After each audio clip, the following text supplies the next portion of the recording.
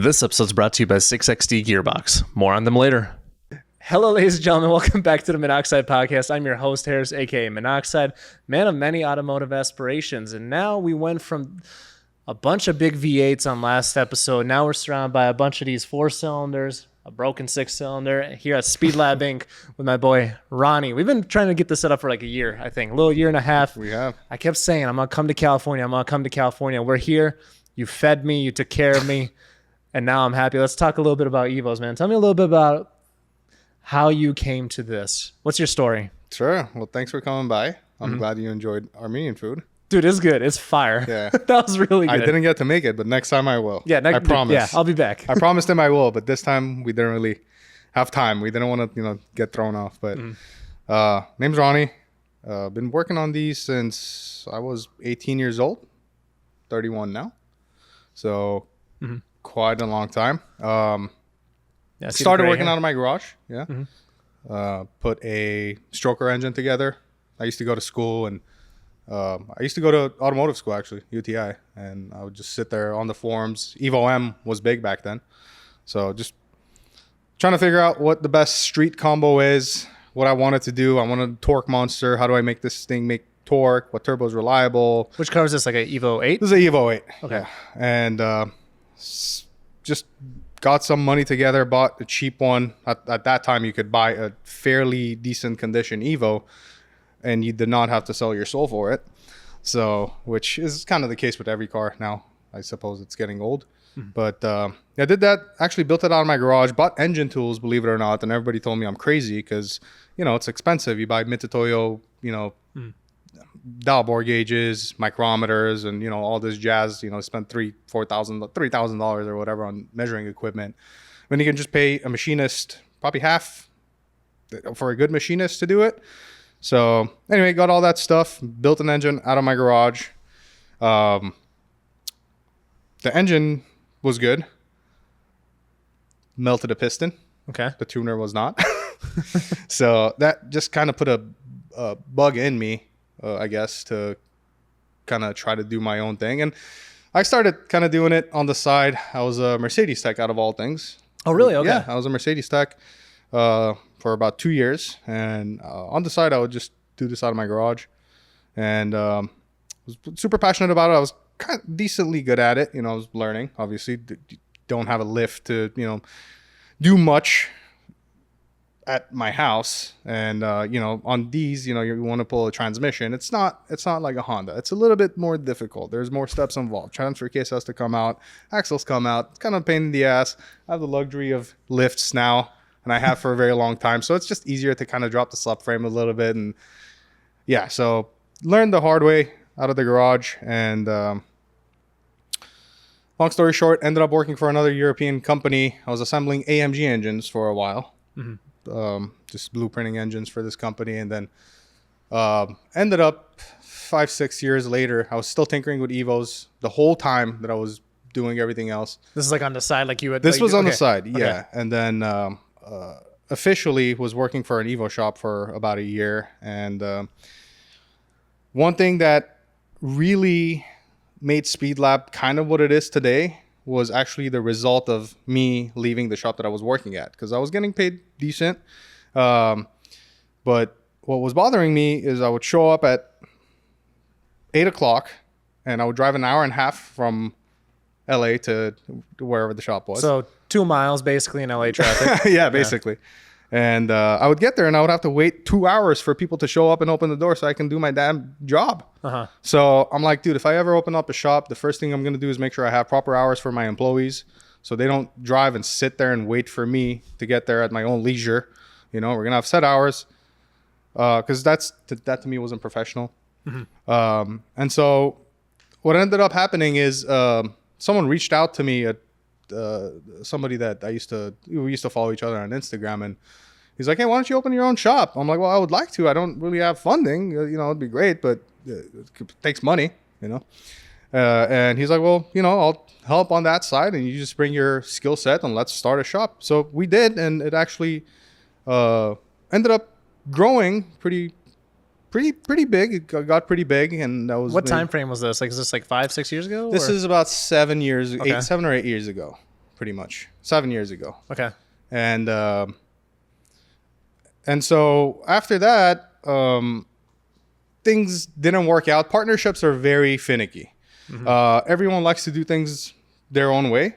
And given that I was doing all the wrenching, I wanted things done a certain way. And long story short, it just didn't work out. You know, happens. And I ended up working out of my garage for about a year. My previous business partner, he did his own thing. He actually had fun, so he started a shop. That didn't work out. But I was doing things out of my garage. I was porting heads, building engines. I was porting so many heads out of my garage. I don't know why. I went through a crazy porting phase that when I would like get out of the garage to wipe, like I would just like blow like black dust out of my nose from like the, you know, the actual like cartridges and stuff. And so I ended up, you know, saving some money, borrowing a little bit of money, of money, saving some money. Came across a shop that was 1,500 square feet and started back up again over there. The one thing that I did very differently was I under-promised and over-delivered. And that's kind of what we do still to this day. And you can ask any of my customers, they'll tell you that's how it is. And great communication. So you make sure you tell the customer what's going on. You don't, you know, obviously not every 2 seconds you give an update, but, you know, at the end of the day, if, you know, someone's waiting for a project to be completed, it's nice when they get a picture or two of their project being worked on and it's not just collecting dust. And so that was about 5 years. That was 6 years ago. So we've been in this new location for about a year and 2-3 months now. It's been so this is a 5,000 So square that's foot right around shop. like when you reached out to me, you were moving in over here probably. Yes, then. I was. Yeah. That's exactly when me and you actually started talking. Yeah, but you got to kind of give some people a background there too. Like you basically heard my episode with Greg Banish. Yes. And that's how you discovered me. And then now we're best friends and you're feeding me. So Big fan, Greg. Big fan of you too, actually. Your work's awesome. Yeah. So you get this shop then, and this is like what, 3,500 square feet? You this said is 5,000 square feet. 5,000 square feet. Okay, damn man, I didn't mean to offend you like that. It's all right. So then, okay, so you kind of do a little bit of everything, kind of like you do the Evo stuff, but you got a Supra over here. You had a GTR at one point as well. I did. So yeah, dabble into a little bit of everything. Let me start by saying the biggest thing that I also want, aside from proper hours, good communication with the customers, and under promising and over delivering. Now, obviously, I'm a human being. I have made It's okay. You've mistakes ghosted and me once or twice. Yeah. But you know, for the most part, you know, I try to be on top of that. But the other biggest thing was I wanted to keep everything in house. Okay. So what does that look like? Like, what's everything you're doing in house here? Sure. So everything in house, as in, aside from machine work, everything is done in house. The only thing that I outsource is the actual machine work. Cylinder head assembly is not done in house, but engine assembly is fully done in house.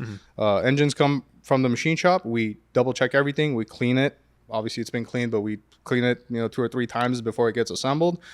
Everything gets blueprint assembled.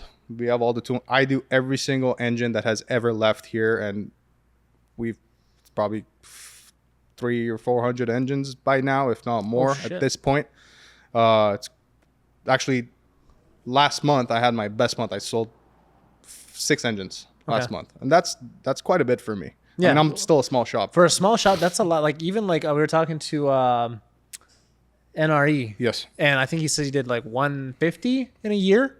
Yeah. And that's like insane. A big name shop, but like it's just like, I mean, he not like 150 is still a lot when you think about it. 150 is a lot. Yeah. Yeah, but like again, it's like to be knocking out 6, that's quite a bit. Yeah, and that was in 1 month. So, you know, I had a super proud moment, you know, from time to time. We were talking about it, you know, you have these up and downs as a business owner, as an entrepreneur, you know, we wanted to, you know, not work a 9 to 5, so we're working 24 hours a day, you know, and it was a proud moment, and I was super happy. I told Lexi I'm very happy because like 6 engines, you know. She just said get back to work. yeah. She's like, okay, nice. Yeah, now put them together. Yeah. So, but yeah, so engines come here, everything gets measured. I do all the assembly in-house. I have some very competent guys that I trust with the rest of the assembly. So most of the time what I'll do is I'll put the bottom end together. They will turn it into a long block, and they'll dress up the engine and they will put it in the car. And behind me is a mainline all-wheel drive hub dyno, which it's probably the best purchase I've ever made. Yeah. And it's, if I ever, break my back and I need to sell something, that's the first thing that's going to sell, because everyone wants one, and it takes like 6 months to get from Australia. So we have a in-house hub dyno. So break-in oil goes in. We, do a startup. We do a heat cycle on the engine, at like 2,000, 2,500 RPM, just to get the oil, flowing and stuff, just making sure the walls are covered and all that. Do an oil change again. I'm crazy with the oil changes. I do like 6 oil changes before the car leaves here, but it's better safe than sorry. Oil is a lot cheaper than an engine. And then, it goes on the dyno, load gets put on it. We'll do that for about 20, 30 minutes. We'll drain the oil, break in oil again. What do you know? And then we'll do some wastegate hits. Then by the time the car is off the dyno, it's already on synthetic oil, ready for the customer to rip. So there's awesome.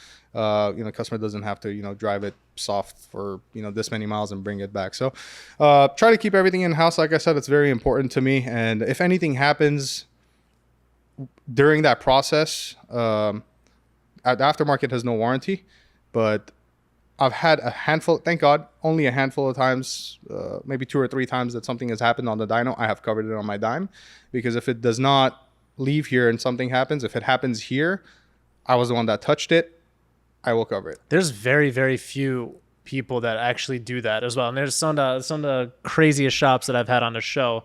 That's how they do it. It's like, if it's going to break, I'd rather it break on my dyno. 100%. That's respectful. 100%. The other thing is, you know what they say, for every good experience you have, you're going to tell 10 people. Yeah. Or 1 people, or whatever the saying is. But for every bad, you tell 100. So I would much rather, be like, hey, sorry, something happened, I'm going to take care of it, than, have somebody post a story of a blown up engine on the side of the freeway. Facebook groups are brutal too, right? Amazing. It's just insane. It's no one really understands the how things function, right? So I'll tell you this. For the most part, if something's going to happen, it's going to happen on the dyno. Mm-hmm. If you start it up, if you've done something wrong with assembly, it's going to show itself pretty much instantly. Either the rings aren't going to seal, it's going to spin a bearing, something's going to happen, it's going to be mechanical, you're going to know it right away. If you're making a mistake on the tuning side, usually most of these cars that you see here, fortunately and unfortunately, my customers have high standards for me. So most of these cars, they're flex fuel cars that are, making 500 to 480, 500 horsepower on pump gas, and they're making over 1,000 on E85, and they can still put their kids in the car and, go to school, take them to school, go to Costco, do whatever they want. And at nights they can smoke whatever they want on the freeway. When you get to a certain level in a build, whether it be drag racing or drifting, road course, or just a badass street car, you'll have to upgrade your transmission. And when we're talking sequential transmissions, there's no one on the planet with a stronger gearbox than 6XD.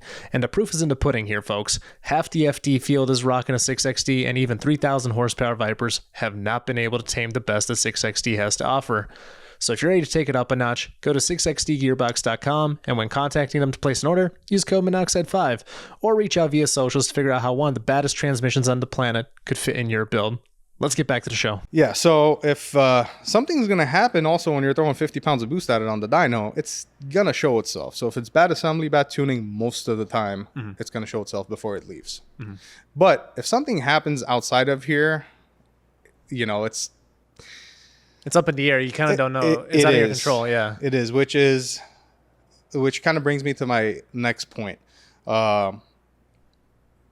Every single car that we put together now, I pretty much require standalone. For the Evos stuff, last year and a half, it's all been Link ECU stuff to plug in.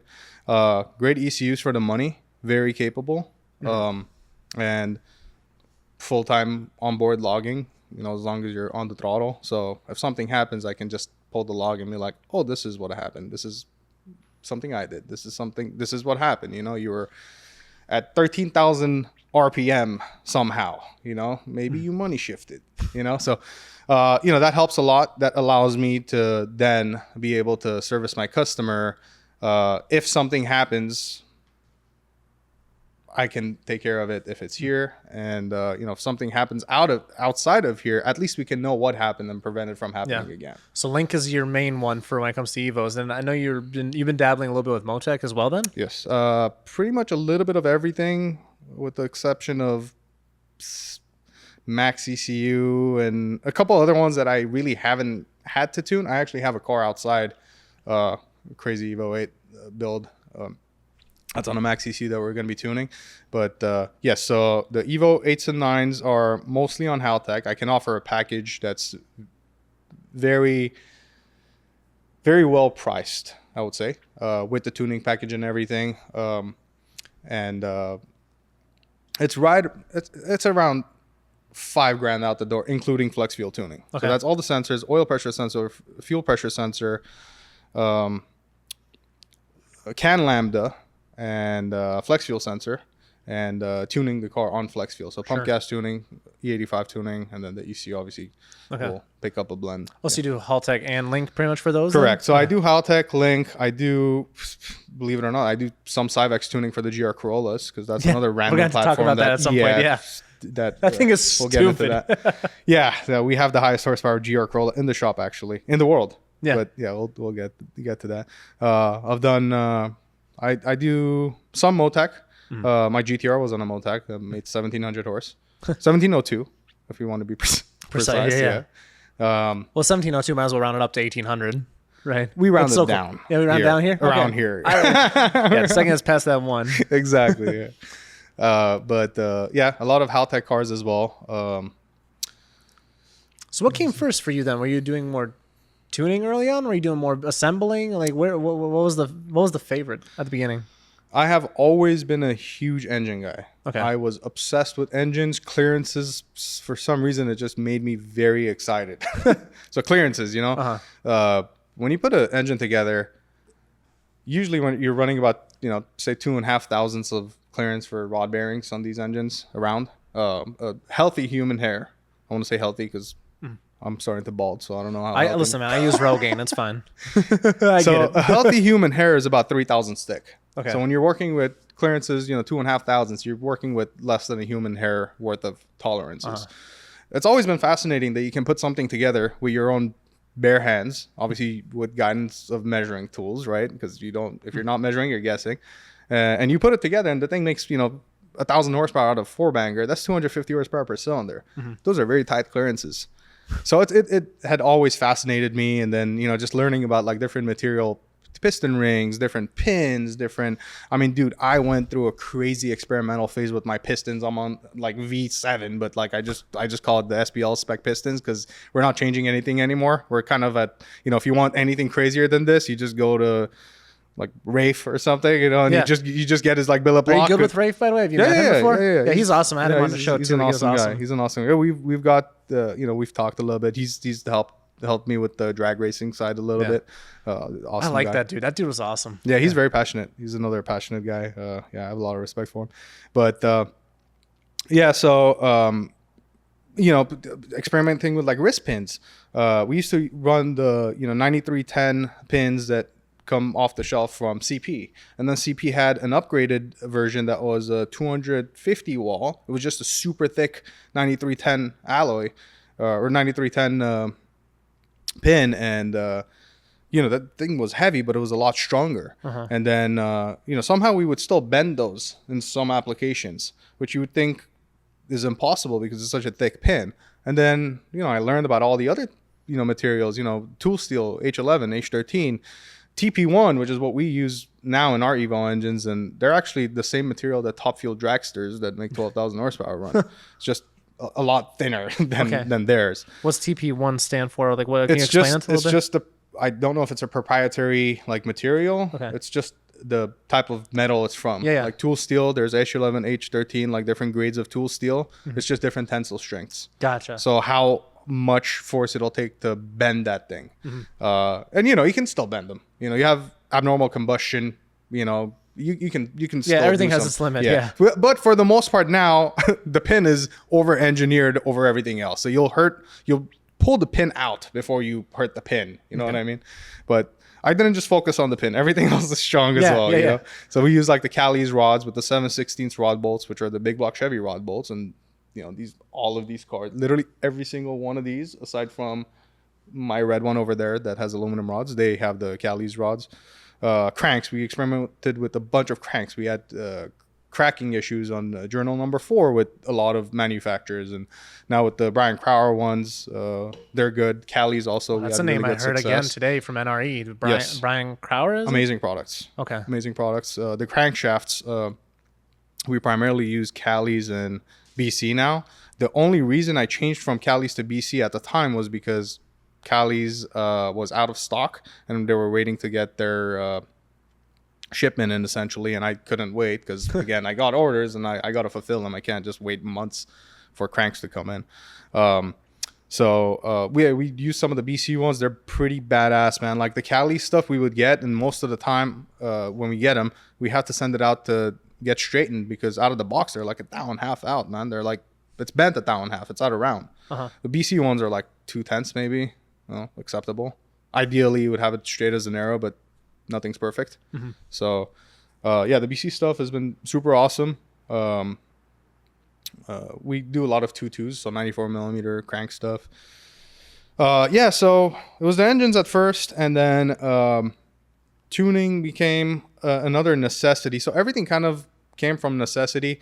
For some reason, people that haven't met me think I'm an asshole. That's just everybody in the car community. Dude, it's crazy though. I'm like literally the most down to earth people. Like we met and we were just literally talking for like, Lex's like, stop. So you guys have something to talk about on the podcast. And we're like, we're going to talk. That's not, But for some reason, some of these tuners that were like around at the time didn't really want to work with me. Or they were just like, I could not rely on them because I'm promising the customer a certain timeline. And then I have to rely on this guy that, you know, is like 3 weeks out for a simple stock ECU tune. So I took matters into my own hands at the old shop, actually. The one that I had a partner. I had a partner at the time, and you know, I just did a bunch of research at the time. We didn't even have HP Academy or anything that I could, you know, actually learn something from. So it was just forums and, you know, getting definition files, and open source was big. I mean, it still is. I still do maybe 1 or 2 a week. You do? Okay. Stock ECU Evo stuff, yeah. But yeah, I just kind of figured it out, and I don't think I'm a very talented person, but if I am interested in something, I become obsessed with it. Like literally, dude. Like I put a gaming PC together just because I wanted to have a VR gaming PC. I spent $4,000. I put the whole computer together. I'd never bolted anything computer related in my life. I put it together and I put it on my head and I got dizzy and I'm like, yeah, I don't like this. I sold it. But I became like obsessed with the thing, dude. I'm like, I have to do this. Like, I'm gonna do it. Like, I'm gonna do it right, and I'm gonna become really good at it. And it's kind of it's crazy, but it's literally been the same thing with the engine stuff. It's like I keep everything in house because I have the QC on it. Yeah. The tuning stuff was just that, you know, just a lot of mistakes in the beginning. I didn't blow up cars.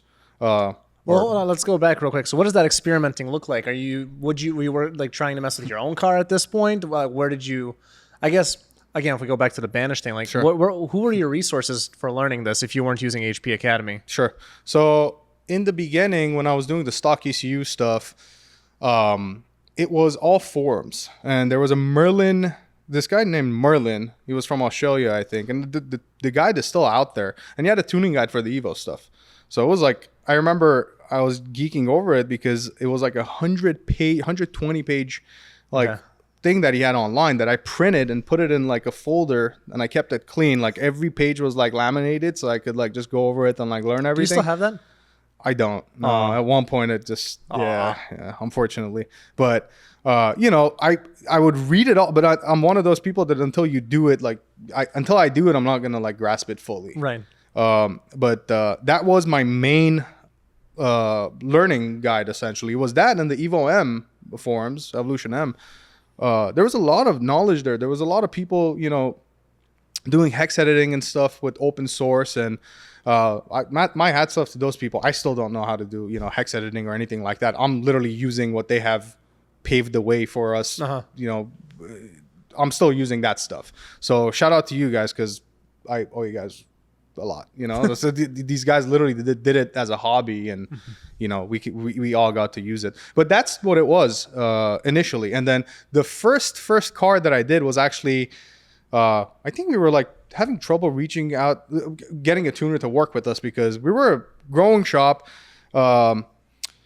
Either they didn't like me or they didn't like my partner at the time. So like tuners would like refuse to work with us. And I'm like, dude, fuck this. I feel like I can do it. So we told the customer, hey, like we can attempt to do this. We're not going to charge you, or we're going to charge you very little. I can't remember. It actually was not my car the first time. And usually it is all my car. You know, that's how you want to do it. But I'm not going to bullshit you, man. It wasn't my car. And I'm like, I'm going to, you know, do you want me to do it? And he trusted us, and I appreciate that, because that basically got my tuning career kickstarted. I don't know how many cars I've tuned since then, dude. That was over 7 years ago. Yeah, but hundreds at this point, probably.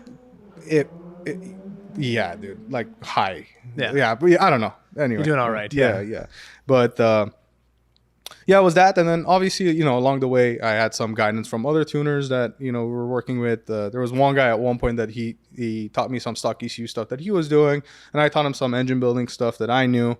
Yeah, that's how it was. But the first standalone car that I did, ironically enough, I've circled back all these years later, it was on the Link G4 on my personal car. Yeah, that thing made 980 on our Mustang dyno at 54 pounds of boost. And it was my first standalone car. And I literally tuned it myself. And people were like, oh, there's no way this guy tuned it himself. No, I tuned it myself. I just don't know how it didn't blow up. I mean, I knew the basics. I knew what I was supposed to do. And I kept, honestly, it could have made more power, knowing how much timing I could throw at it now and the mechanical capability. You got some experience now. Yeah. And we overbuilt the crap out of that engine. It had like 1/2-inch L19 head studs, you know, O-rings that we use now as well, aluminum rods. Like I was just super tame on it. I just didn't want it to blow up. And it was like the best thing after it made, take it with a grain of sand, but 12% correction, you know, over 1,080 horsepower on a dyno jet. Yeah, so that was the first Link car I did. The first standalone I did was Link, and then I circled back all these years later, and they still have a great system that works for these cars. And yeah, I can make them drive better than stock, I would say. So, all right, what does it cost to do 1,000 horsepower Evo? Let's say I got an Evo 8, it's a mint one. I got it off Bring a Trailer, stock Evo. What does it take to get 1,000 horsepower out of it? So, if we're not factoring in drivetrain as far as like a transmission, transfer case, or rear differential, what would you recommend? I got a blank check. I would probably around like 60, 65. Okay. Yeah. And you know, that's gonna include a PPG dog box. The standard now, you know, like literally five of 7 have a PPG. One of our SPL 22, the SPL 900s. Okay. We've made over 1,050 on one of those. It's a steel rod, and it's a heavy steel rod, so I don't like to surpass 1,000. Okay. And I like to go aluminum at that point, but the service intervals become a lot shorter.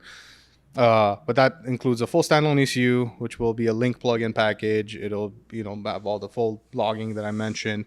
That's a valve cover at the pan engine, oil cooler, front mount intercooler piping, IGN-1A ignition coils, catch can, battery relocation kit. I mean, clutch, the whole 9. You're 65 to 70 probably, just drivetrain as well.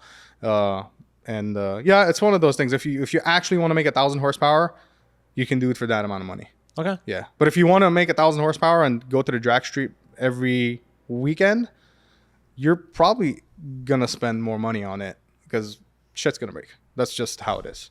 Okay. Yeah. So you're talking about if I was a little less casual and more serious about racing. Is that kind of what you mean? Okay. Yes. Because you are going to break stuff. Yeah. Especially if you're not an experienced racer. Launching the car the first time, you know, there's just a lot can go wrong. You know what I mean? And dude, things happen. You know, 1,000, 1,100 horse, a single ignition event gone wrong, it gets away from you pretty quickly. Yeah. Like, you know, You can have O-rings, you can have half-inch head studs. You can still melt a head if something happens. Injector gets stuck. You know what I mean? It's always better to have no fuel than have some fuel. It will hurt shit. And I've seen it happen. You know, it's like it's not tuner error. It's just sometimes it happens. You know, injector gets clogged, whatever. One thing that's actually, it's kind of funny. You know, everyone's like, oh, yeah, like this thing is running 11.8 air fuel on E85. It's fine. It's like that number that you got is from the sum of all 4 cylinders. You don't know what each cylinder is running. You know what I mean? And to do, you're talking with, Tony Palin mentioned this in the podcast, but if you're trying to do individual lambdas, like individual air fuel ratio sensors per cylinder, you need some back pressure compensation stuff to happen. So you need like a controller specifically for that. And it doesn't work well. So nobody does it with that. And if you do EGTs, well, EGTs are kind of slow. You can't do real time tuning on EGTs, you know? So yeah, shit can go wrong when you're pushing these. But most of the cars, you know, if they're roll racing and they're just weekend cars, you can make 1,000 horsepower and they're pretty reliable. Yeah, but I would say for an Evo 850 is like, I can like almost guarantee it's not gonna break. That's some like people will still spot? break it, but yeah, some people can still break it. Like, Is there a big jump from like an 850 package to 1,000? it is with me because I'll put an aluminum rod motor in it. Okay. Yeah, it beats up the bearings. That's the problem. So when you get into that 250 horse per cylinder territory, that is a fuck ton of cylinder pressure, man. It beats up the bearings, and you can see it because you'll have a properly tuned engine. You'll have proper oil clearances. You'll have the best oil in there. Everything will be controlled, and we've done it. Like, we've put an engine through dyno testing, 100, 120 pull, different turbo combinations, and you take it apart, and if it's over 1,000 horse, usually what you'll see is the top bearing will start. The little hydrodynamic wedge that's in between the crank and the bearing. Okay. It'll, you know, it's hammering it, and it's not, even though the combustion is controlled when everything's working properly, the pressure becomes so great that it just hits the top of the bearing like a hammer, slowly, not like a sledgehammer, like a rubber mallet. You know what I mean? But yeah, you're slowly chipping away at the fucking thing. So when you go to an aluminum rod, the aluminum rod's literally a shock absorber. Like, yeah. It so much so that you might need to run a little bit more boost to like make the same power you would on a steel rod. It's crazy, but it actually takes away from the impact or like the transfer of torque from, you know, the combustion chamber to the actual that makes crank. sense. Yeah. Yeah, if you think about it, that's what it is. It's, you know, absorbing the shock. Well, it's kind of like the opposite with like titanium rods. Like they put all that extra shock in there, right?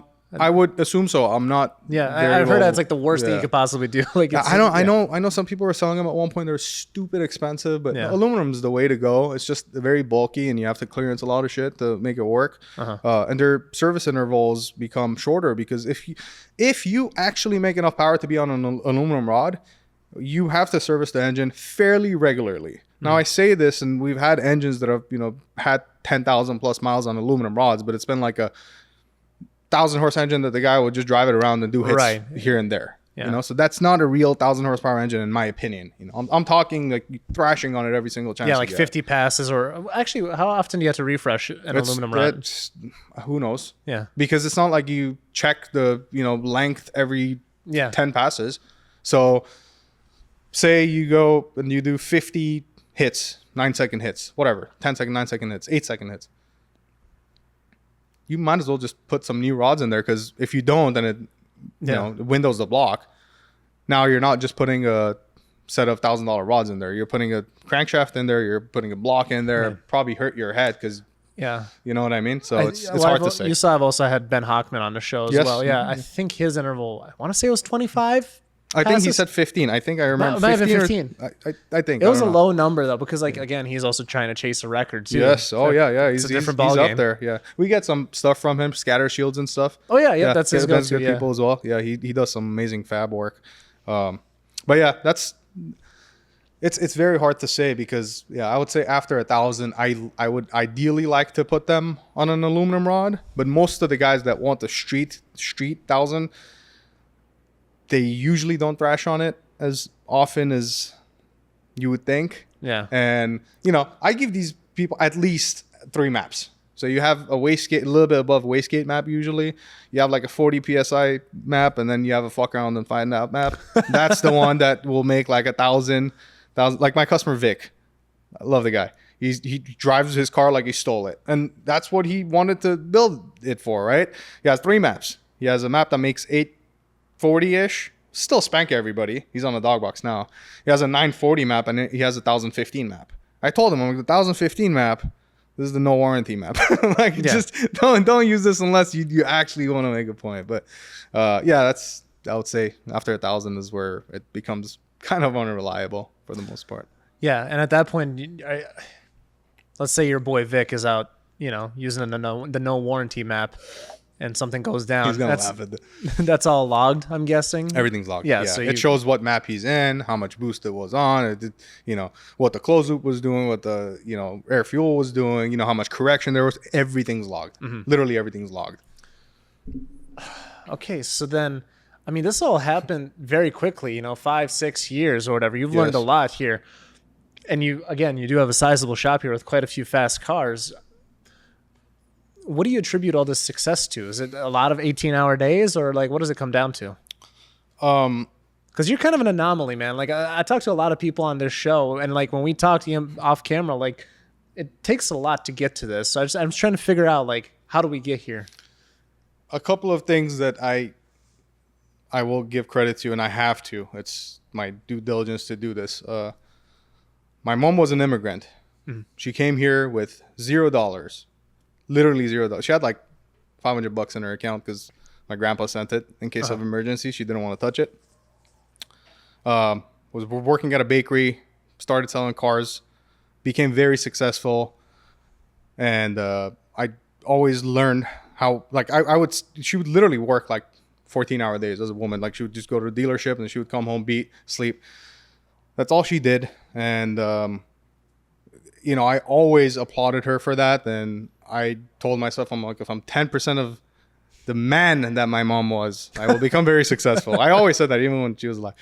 She passed away 3 years ago from cancer, very young too, 53. I love her.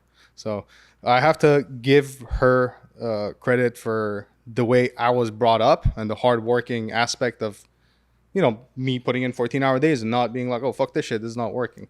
Secondly, your spouse is very important. Lexi has been literally my backbone for the last 5 years now. And she's a big part. I mean, she's a huge part of my life, obviously, but she's pretty much always at the shop, helping out, whether she's actually wrenching on a car or like sending invoices or like following up with a customer, whatever the case is. And she's always supported me. There hasn't been a single time that I've been like, because we ventured out a couple times. I bought a G80 literally because I woke up and I'm like, we're going to buy a G80 and we're going to, like, you know, just go crazy with this market. And she's like, okay, she had some connections. She used to sell cars. So literally like 30 minutes later, we have a G80 in the driveway. Like, not literally 30 minutes later, but the paperwork got started and I had to put a down payment. But so having a supportive spouse is another thing to, you know, obviously I have to give her credit. It's very important. But the biggest thing is I did not come from money. I did not. Actually, we were never well off back in the day.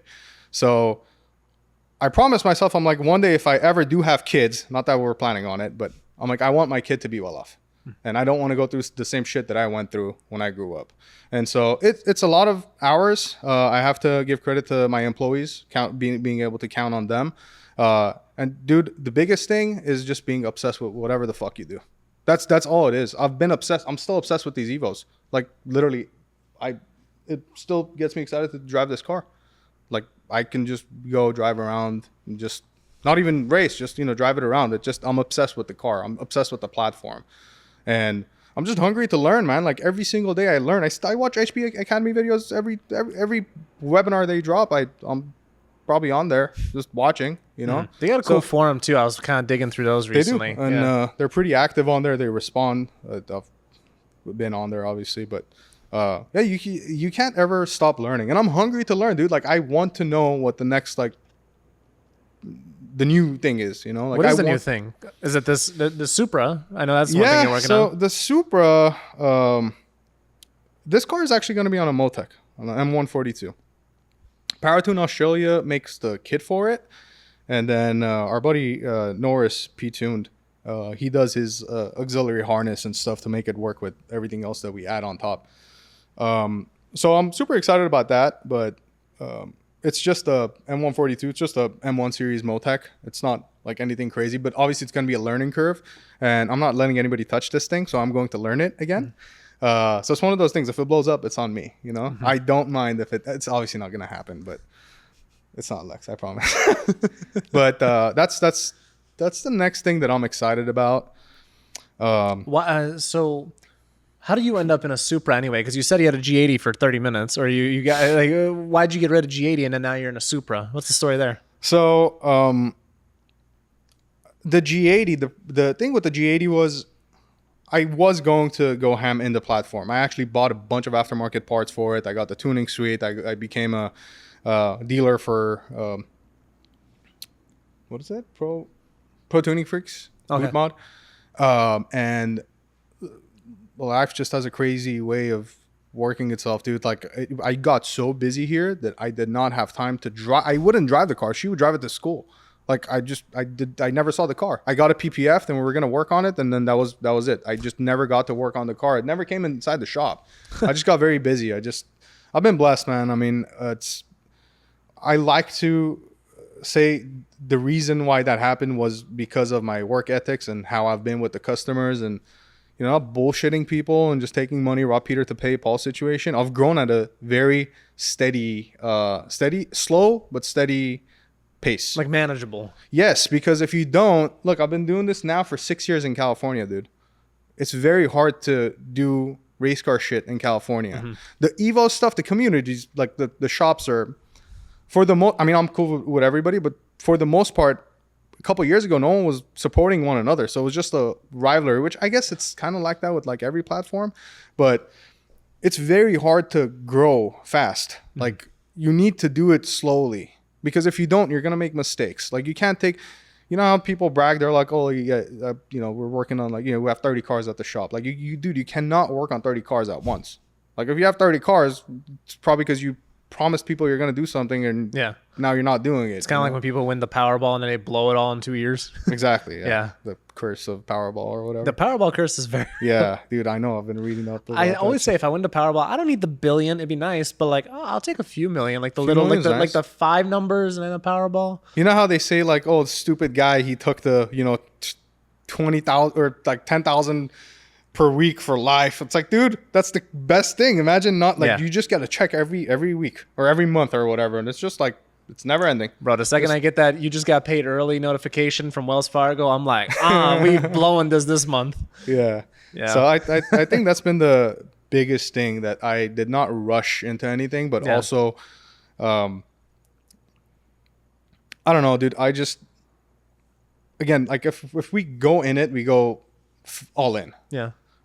We wanted to powder coat a valve cover. We bought a full powder coating station. Oh, for real? Literally, dude. We got the hot coat station. It's like $15,000 worth of equipment. We got like everything plumbed to powder coat a valve cover, dude. I didn't want to outsource it. And then that was kind of stupid. Like that was one of the ones that that one I wish we didn't do, because we really weren't like into it like that.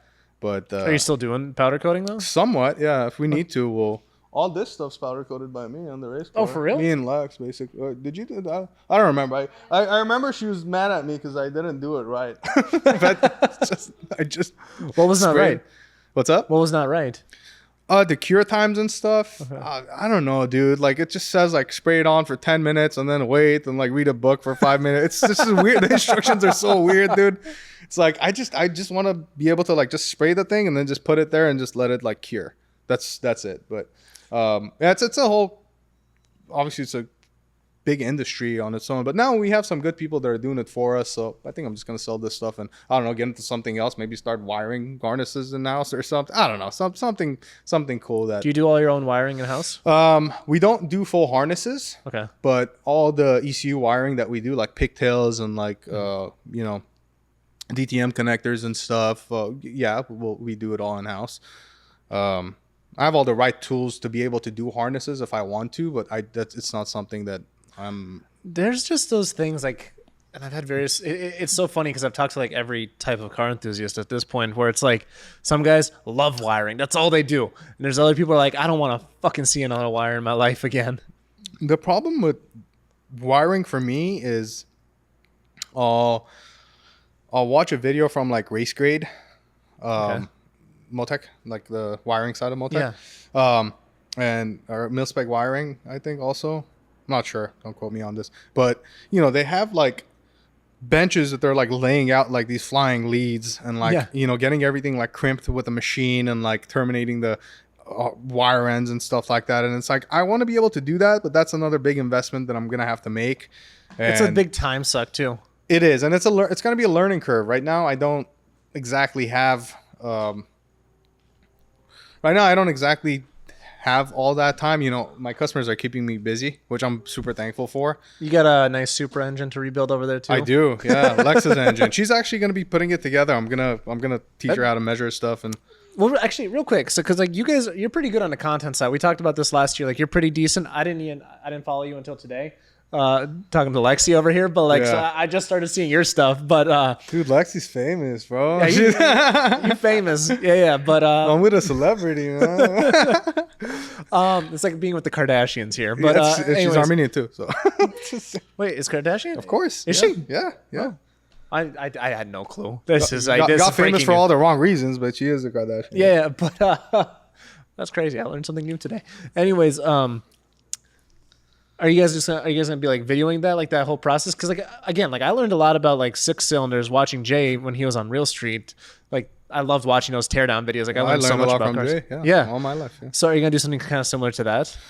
Sort of. That's what I want to do. So our channels are very different as far as the content that we deliver. Mine's very. If I'm explaining a piston, it's gonna take 10 minutes because I'm literally gonna tell you everything I know about it. Yeah. And that's quite a bit. Yeah. Not everything, I'm not Jay, I'm not, but whatever I know, I would like to get it across as long as I'm not giving false information. I'm very careful about that too. If I'm not sure of something, I'll just shut up. Yeah. Like for example, me saying the dumb thing about titanium rods earlier. I don't know. You might be right though. You know what I mean? I don't know. Well, I've been wrong more than I've been right. But hers is more, of just like vlogging the journey of everything. Haltech has once again pushed the envelope. Today we are talking GM. Sorry everyone else. At the end of 2025, they announced their new transmission interfaces for our GM listeners, which is a solution for those with 4L and 6L series transmissions. So whether you have a drift car, drag car, or a high-powered street car, you can finally rip out that rinky-dink, almost 2-decade-old OE setup and get set up with everything that a standalone ECU has to offer without the compromise. To learn more, go to tunedbyshawn.com to learn about how a Haltech can take your build to the next level. And while you're at it, check out the various plug-and-play solutions for your platform as well, including some install videos. As always, you can use code Minnoxide for 5% off. Let's get back to the show. Talking about before I cut it, how do we decide to get you on here? You guys were talking about my Supra and how we ended up with the Supra when we sold the G80. Oh, okay. Gotcha. All right, so we have a surprise guest. I felt left out. Yeah, you're just like, I just pulled up a chair. Okay, so we were talking about how we ended up at the G80 and selling that. Now we're at a Supra. Okay, yes. I think I'm caught up, right? Yeah. How do we get there? When did you get rid of the G80? How do we decide on that again? Well, that was different. So her Supra, she bought the Supra when she was working at a brokerage. I just came home with it one. Yeah, that was a very different deal from the G80. Okay, gotcha. So you just got the Supra. Was the G80 gone at that point? No, so we got the Supra first, and then the G80. So we got the Supra, 2 years ago? I've had the Supra since 2023. Yeah. Okay. So the G80 came later, and it went. So she had the Supra at the time. This was not meant to be what it's going to be. Okay. Yeah. The plan was to put a hybrid turbo on it. Okay. That's what she initially wanted. And then last minute, I was like, if we're going to take this apart, then I want to go all out. Okay. What was the funniest thing with the Supra? She told me she wanted wheels for her birthday. She didn't specify what. She told me I can choose whatever wheels. Some reps. Dude, I bought her a drag pack. Okay. Yeah. With skinnies and the Are you talking about the Bellics that are on there right now? Yeah. Okay. And then she's like, "Well, babe, I can't, put this on the car. The car's stock, or I think it had a flash." She's like, people are gonna laugh at me, so I can't run skinnies. Yeah, it was like a down pipe and a tune. So was like, that's I got her embarrassing. TEs for the front. And then it just spiraled, dude. She's like our anniversary. That's how I've gifted her like this whole time. Anniversary, birthdays, just car parts. Literally. Okay. What was the first car part that was a gift to her? Something for my Subaru. Cobb access. You had a port. Subaru? Yeah, it was a I used to Cobb have a access. Subaru. Dude, I actually tuned her fucking car. Okay. A Subaru. A Subaru. Okay. I'm an Evo guy. It's like, but I actually tuned it, and it was pretty. That was a pretty fun car, and we ended up taking it to the dealer because the Ford Synchro had a problem, and I'm like, I'm not gonna touch it; it's under warranty. And whoever put it together, they forgot. So the Subarus have like the shift fork that the Evos have. They have it too, and then there's like a cap that goes on it. They didn't put that on, and then the rod had backed out and it broken the tab inside the trans. Oh my god, it was a shit show, dude. Wait, I actually what year liked that. Subaru? What was it? It was what year was my Subaru? I think it was a 2020 or 2020, 2021. Okay. It was the newest Was it an one. STI It was or- an STI. Yeah. Okay. It was an STI. And yeah, and then you want to say what So we did? underwhelming, dude. Like we didn't do anything crazy. Like I got her a front mount, but we didn't put it on. But I remember like tuning it on the dyno, and I think I was up to like 22 pounds of boost, and it was like IATs were climbing. Like I'm like, oh my god, this is so underwhelming, bro. I was getting so pissed off. It's like 40, and then like Control Z just pulled the don't command 40 psi. No, it was like it made like 24 psi of peak boost, and made like 305, 310, something like that. Yeah. It was fun, but It's a good daily drive. yeah, Right. We would have eventually gone crazier with that platform, but we just this was a better. The supermarket is very saturated too, and actually, one of the biggest reasons that we're going so heavily into this market, The supermarket. the supermarket, Okay. because no one knows of us in the BMW world, literally, like maybe a couple people, our friends that we've worked with. This is going to be the first manual Mark 5. I keep saying it on an M142 Motec. We're gonna go basically balls deep with this platform, and we're gonna do it like that. We're not gonna do like a stock ECU deal with a reflex box controlling it. It's gonna be crazy. That's how you put your name out there, and then show people what we can do. If we can put a car together that motor together that stays together, 1,300 horse, 50 plus pounds of boost. Tuning is done at the same shop. Built is done at the same shop. Again, it goes back to keep everything in house, right? She knows I'm obsessed with that. I have to do everything myself. If I could do machine work, I would. But I have a couple of good machinists that I work with. Shout out Aaron, Arlington Machine. Is this somebody local here, like an hour or two away, sort of hour deal? away. Yeah, Okay. he does all my Evo stuff, Okay. my GTR stuff. He did the B58. He's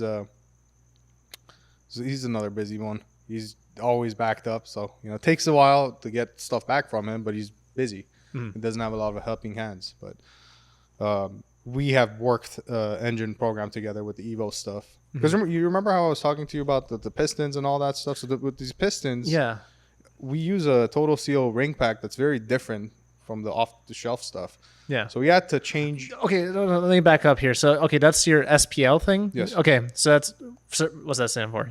Speed Labs? Lab. Okay, so how do you get there, right? Because, like, for example, even though I did an Arity episode, unfortunately, I did have Boostin on. Devin, like, he has his package, and then Hockman's kind of working on his thing with Rafe, right? Yes. What's different in yours? Like, what made you want to go and get your own package? What's that consist of? People were contacting me, showing up with their own parts, and Which is the worst. the problem with that is some of them work, some of them don't. And you as a builder, if you have enough experience, you know what's going to be a pitfall and what's going to work. I got tired of it. I said, I'm either going to build it my way or I'm not going to build it at all. And I've stuck with that for the last 5 years. 5 years, not 6. The first year I was kind of still... No. I had my pistons. I just had diamonds at the time. So what I decided to do is offer a package that essentially uses the same components, but cater the same package in a way that if a guy wants to make 400 horsepower, I'll set it a little bit differently than the guy that wants to make 1,000 horsepower. Yeah, so the SPL 900. I use the same pistons and rods. I set the ring gaps a little bit differently if somebody I know is going to run like a stock frame turbo versus somebody that I know is going to run forward facing and wants to make all the boost. You can make 400 horsepower with it, and it's going to live for the longest time. It will live. You can make 1,000 horsepower with the same engine. I don't do stages. Okay, that's another thing that I'm very biased on. Oh no. Yes, I'll tell you why. What do you think the biggest difference is going from a I-beam from an H-beam to an I-beam? Oh, yeah. Well, I'm sure you'll tell me right now. An I-beam's a little bit heavier. Okay. But it's not going to bend. You know, you can still break it, but it's a lot harder to break than an H-beam. Okay.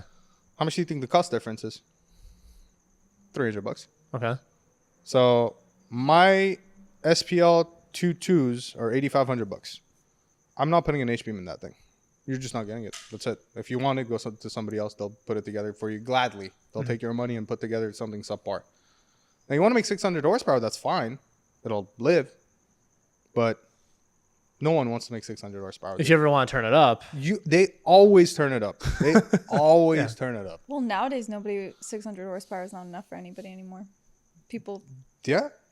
Yeah. No, literally. So I kind of cut that, and it kind of helped me in a bit. And we kind of get a reoccurring customer with that too, like because like the same guy that you took care of this year, it comes back next year, and he's already happy and ready to go. Yeah. Dude, have you seen that happen?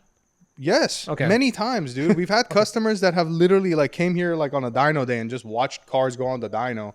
They've, maybe they weren't sure that, how good the work is. They come here on a dyno day because we do that sometimes. We'll have a dyno day. We'll feed everybody. We're just like you did today. Yeah, dude. Same place. It's the Armenian in us. I swear to God. Yeah. Like literally, like 50 people will be here. I'll order like 50 pizzas. Yeah, we had a meet like here not too long ago where we had like a dyno day and people were putting their car on the dyno, and after that a lot of people were disappointed in how much power their cars were making. How often do you have a dyno day? That's how big the guy that he mentioned was. It's not that often, but we would like to do it more often. Is it like once a year, twice a year? No, we want to do it more frequently. Right now it's like once a year it happens. Okay, let me know. I might fly out for the next one. I'm gonna plan my California trips around your dyno days, dude. 100%. Just for that Armenian we would love to food. have you out here. But like people come and they watch and they're like, okay, well this is SPL 22. This is the SPL 900. So the SPL 900, like I kind of made that a thing. I made that like a brand specific. It is. It's a stage. It is a stage. It's the end stage. End stage. No, but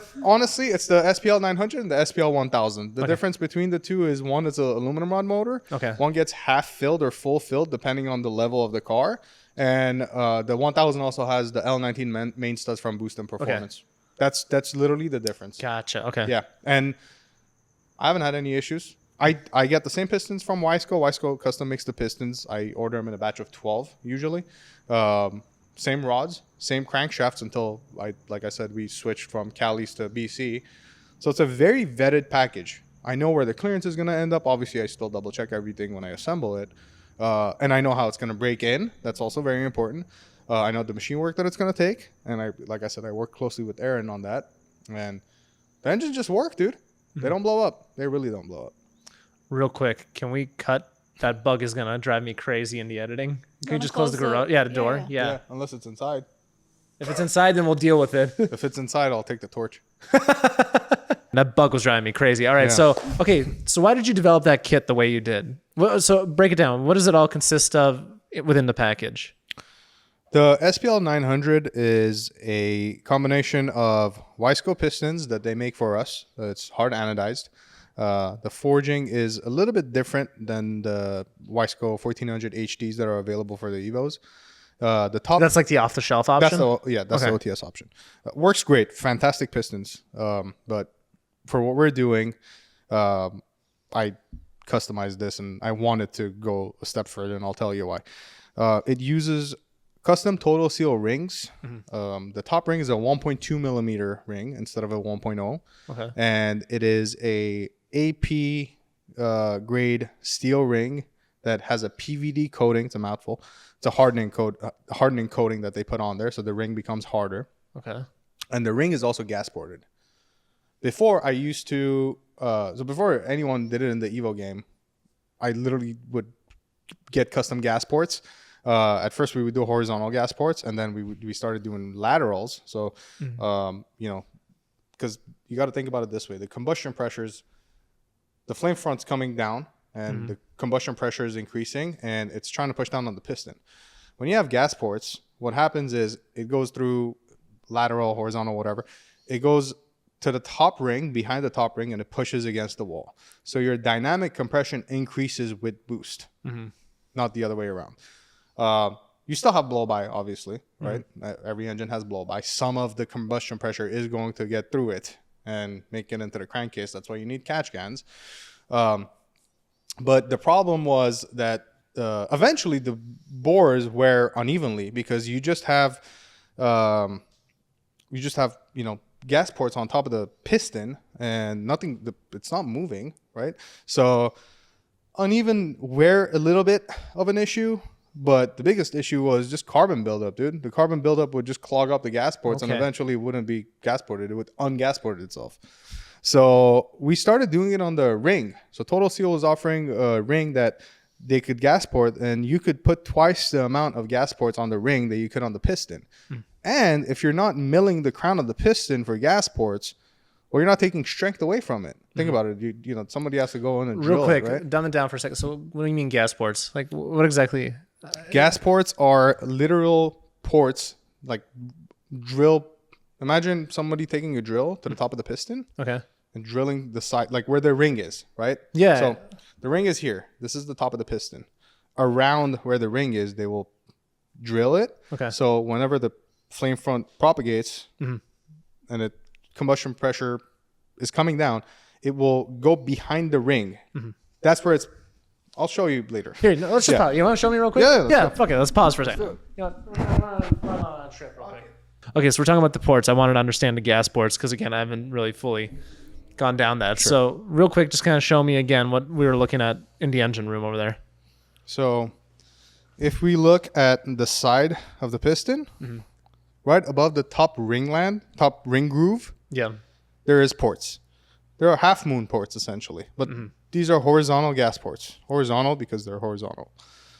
Again, so when you have the flame front propagating, it goes behind, so the pressure feeds behind the ring groove, pushes the ring against the cylinder wall, increases your dynamic compression, increases seal under boost. The problem with these was uneven wear, and whenever you mill the crown of the piston or actually any part of the piston, you're making it weaker. Okay. So that's why whenever we went to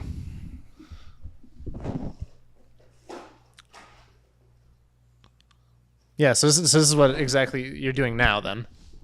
This is SPL 900. These are the last batch we got. So these are 2 months old maybe. So there is no gas ports on the piston itself. Okay.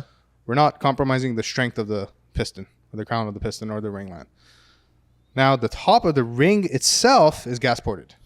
Okay, yeah. Just let me see. Yep. So like these grooves are in here basically? Like Correct. Okay. Two benefits that you get with this. Benefit number one is you're not weakening the piston because you're not drilling it anymore. And you can put more of them on the ring itself because the ring really, it's already a strong ring. It's coated. The material is a lot stronger than the off-the-shelf stuff that you get. And two, a ring is always rotating. Think about it this way. The crosshatch pattern that the machinist puts, the ring is always rotating in the bore, in the cylinder. So as it's doing that, it's self-cleaning. So it has self-cleaning tendencies because, I see. Yeah, it's not fixed.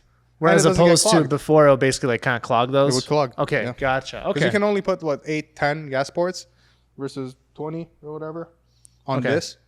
So just small development stuff that we kind of learned by doing. And the reason why I actually went to these compared to like off-the-shelf rings, like 1.0 ring, let's say.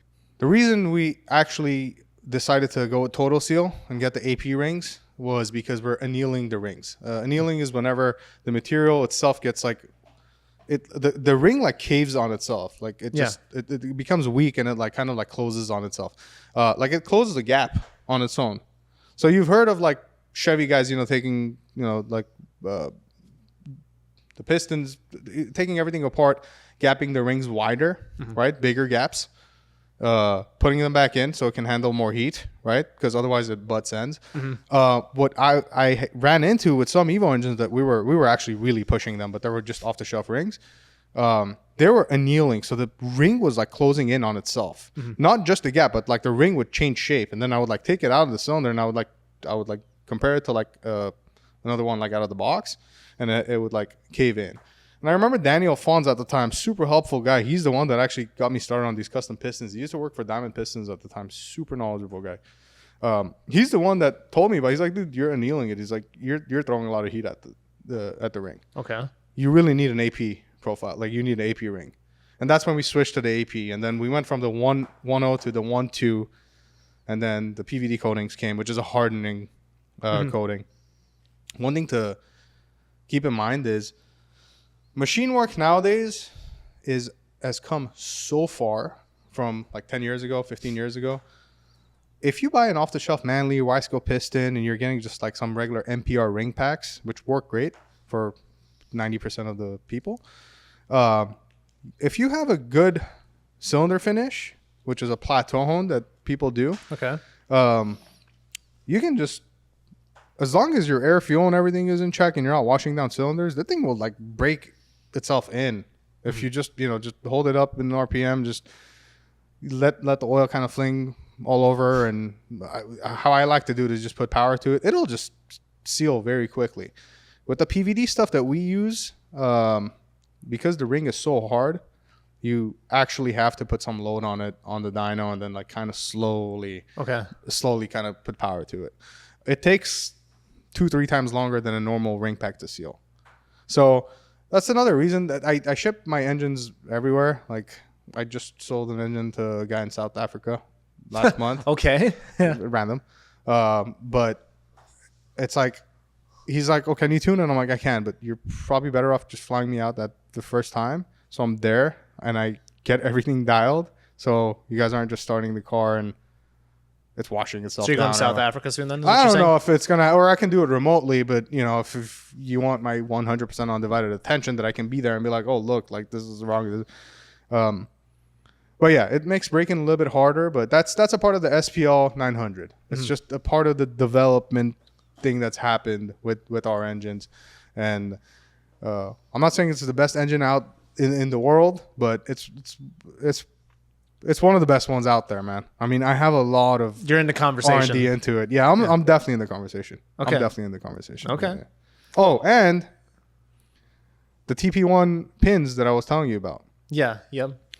That's the material of the pin. It is extremely hard and it's extremely expensive. Trend makes the wrist pins. And we DLC coat those. So DLC is diamond-like carbon. It's an actual coating that you put. The coating is as expensive as the freaking pin. But a lot of times what we'll find with these Evo engines when we take them apart is when you push the pin out of the pin boss of the piston, it gulls the actual pin boss of the piston, and the pin has this weird wear on it. Okay. And the reason for it is you can have the proper clearance, but again, it goes back to how hard that cylinder pressure is beating up on these parts, right? Eventually, it's going to displace that thousands of oil clearance that the pin has with the pin boss, pin bore rather. Sorry, on the piston. And when that happens, it can seize itself in there, and that could be pretty bad. Right. So when you have a DLC coating, it can run basically without oil for a couple of seconds. Okay. So it's a very expensive coating, but it's very justified in my opinion, and that's also included in the SPL 900. Coatings are freaking crazy. Did you ever cross paths with Jeremy Hunt by any chance from Outfront? Mm-mm. He's down here as well. They're local. Yeah, Subaru stuff or whatever. Well, he sent me a video of some local whatever coating place, and it's like super like high tech shit for like F1 cars or whatever. And they did like a before and after of like this weird coating thing, and it's just like completely frictionless. Is that basically kind of like the goal of that, is to minimize friction? Or yes, the DLC coating is basically to take care of lack of lubricant where it may apply. Yeah, okay. Now, let's say you're doing a wide open throttle pull from first gear to fourth gear, quarter mile pass. at some point it might happen that Yeah. you're like just beating that, again, hydrodynamic wedge, right? You have this wedge of oil. A hydrodynamic wedge is the film of oil that's in between two parts. I'll pause real quick. I think this one may have filled up on me. You were talking before I cut you off rudely. Yeah, I'm always talking because Lexi. You're a yapper. I'm a yapper. The DLC is essentially there to take over whenever there is an instance of lack of lubrication. Oh, yeah, the wedge and all that. Yeah, okay. it's coming back to Hydrodynamic it. wedge. Yeah. The hydrodynamic wedge is the wedge of oil, or the layer of the boundary of oil that you have between two parts. On a piston that we're talking about, it's between the pin bore and the actual wrist pin. There is a clearance there, and there's supposed to be oil there. Between the crankshaft and the rod bearing, right? The crankshaft journal and the rod bearing, where the crankshaft main journal and the main bearing, there's a hydrodynamic wedge. So the parts are never touching. It's essentially a hydraulic layer of oil that is just preventing these parts. Again, it's so crazy, dude. You're talking about 3,000ths of an inch, less than less than A healthy human hair. Healthy. Maybe it's Maybelline. Maybe, Yeah. yeah. If No, it's that's non-Armenian, wrong it's brand, yeah. But that's what. And we actually do the same thing with the rod bearings and the main bearings. So we send them to North Carolina. Okay. Calico Coatings does their CT1 coating on our main and rod bearings, and that's a dry lubricant coating. And I don't want to admit this, but I actually tested this accidentally one time. We drained the oil in the customer's car, and it was at the old shop, and we had to move cars because our neighbor was bitching at us because the car we had a car that was parked. Anyway, so we pushed the car out, and then I started the car. By afterwards. accident, or By accident? No, I didn't know, and heard the knocking noise. Actually, it was like 40 or 50 seconds of dry run. okay. And there's two takes on this. People are like, "Oh, that's fine." It's really not fine. It's a metal to metal contact, basically. Took the whole engine apart. It was spotless. Wow. So I literally heard the dreaded noise, and it was spotless. We still changed the bearings. We mic'd them. They were still fine. But yeah, so I'm big on coatings. There's also line to line that I've used them once. Line to line, they do a lot of like skirt coatings, piston skirt coatings, and you can actually, it's a wearable coating. So you will put that piston in the bore, and it'll have like zero clearance. And once you start it, it'll self-clearance itself, and it'll always stay at that clearance. So really interesting stuff. I haven't experimented with that stuff too much. This is all really cheap stuff too, I bet. Very cheap, yeah. Yeah. Yeah. Yeah, but when you pay for an SPL 900, this is stuff that you get. Okay. So it's not, So that's all within. Okay. it's pretty much nothing's off the shelf aside from the crankshaft and the connecting rod. So, okay. So let's go down this path again. So with the SPL 900 kit, for example, what's all in there? Like, first of all, is this something that's on your website? Like if I Yes. were, okay. So break down like what this kit is exactly. That's all included within it. Sure. Our SPL 900 pistons, which are these guys. Yep. That. Pistons, pins, DLC coated TP1 pins, our custom ring pack. Cali's Ultra Enforcer I-beams, very strong rods with the 7/16 L19 rod bolts. And those are steel still? They're steel rods, Okay. correct. SPL 900. Yeah. Yep. ARP 2000 main studs. BC Brian Crower 94 millimeter crankshaft. Okay. Or 88 millimeter if you're doing a 2.0 long rod. And the block machine work and assembly. So our machine work includes a line honing of the main tunnels. So every time you put ARP main studs, you're putting more clamp on the mains. So it's going to change shape, and usually it turns into an egg shape. And you don't want that whenever you're running bearings in there, because you're going to wear it like an egg, right? So it's going to be uneven.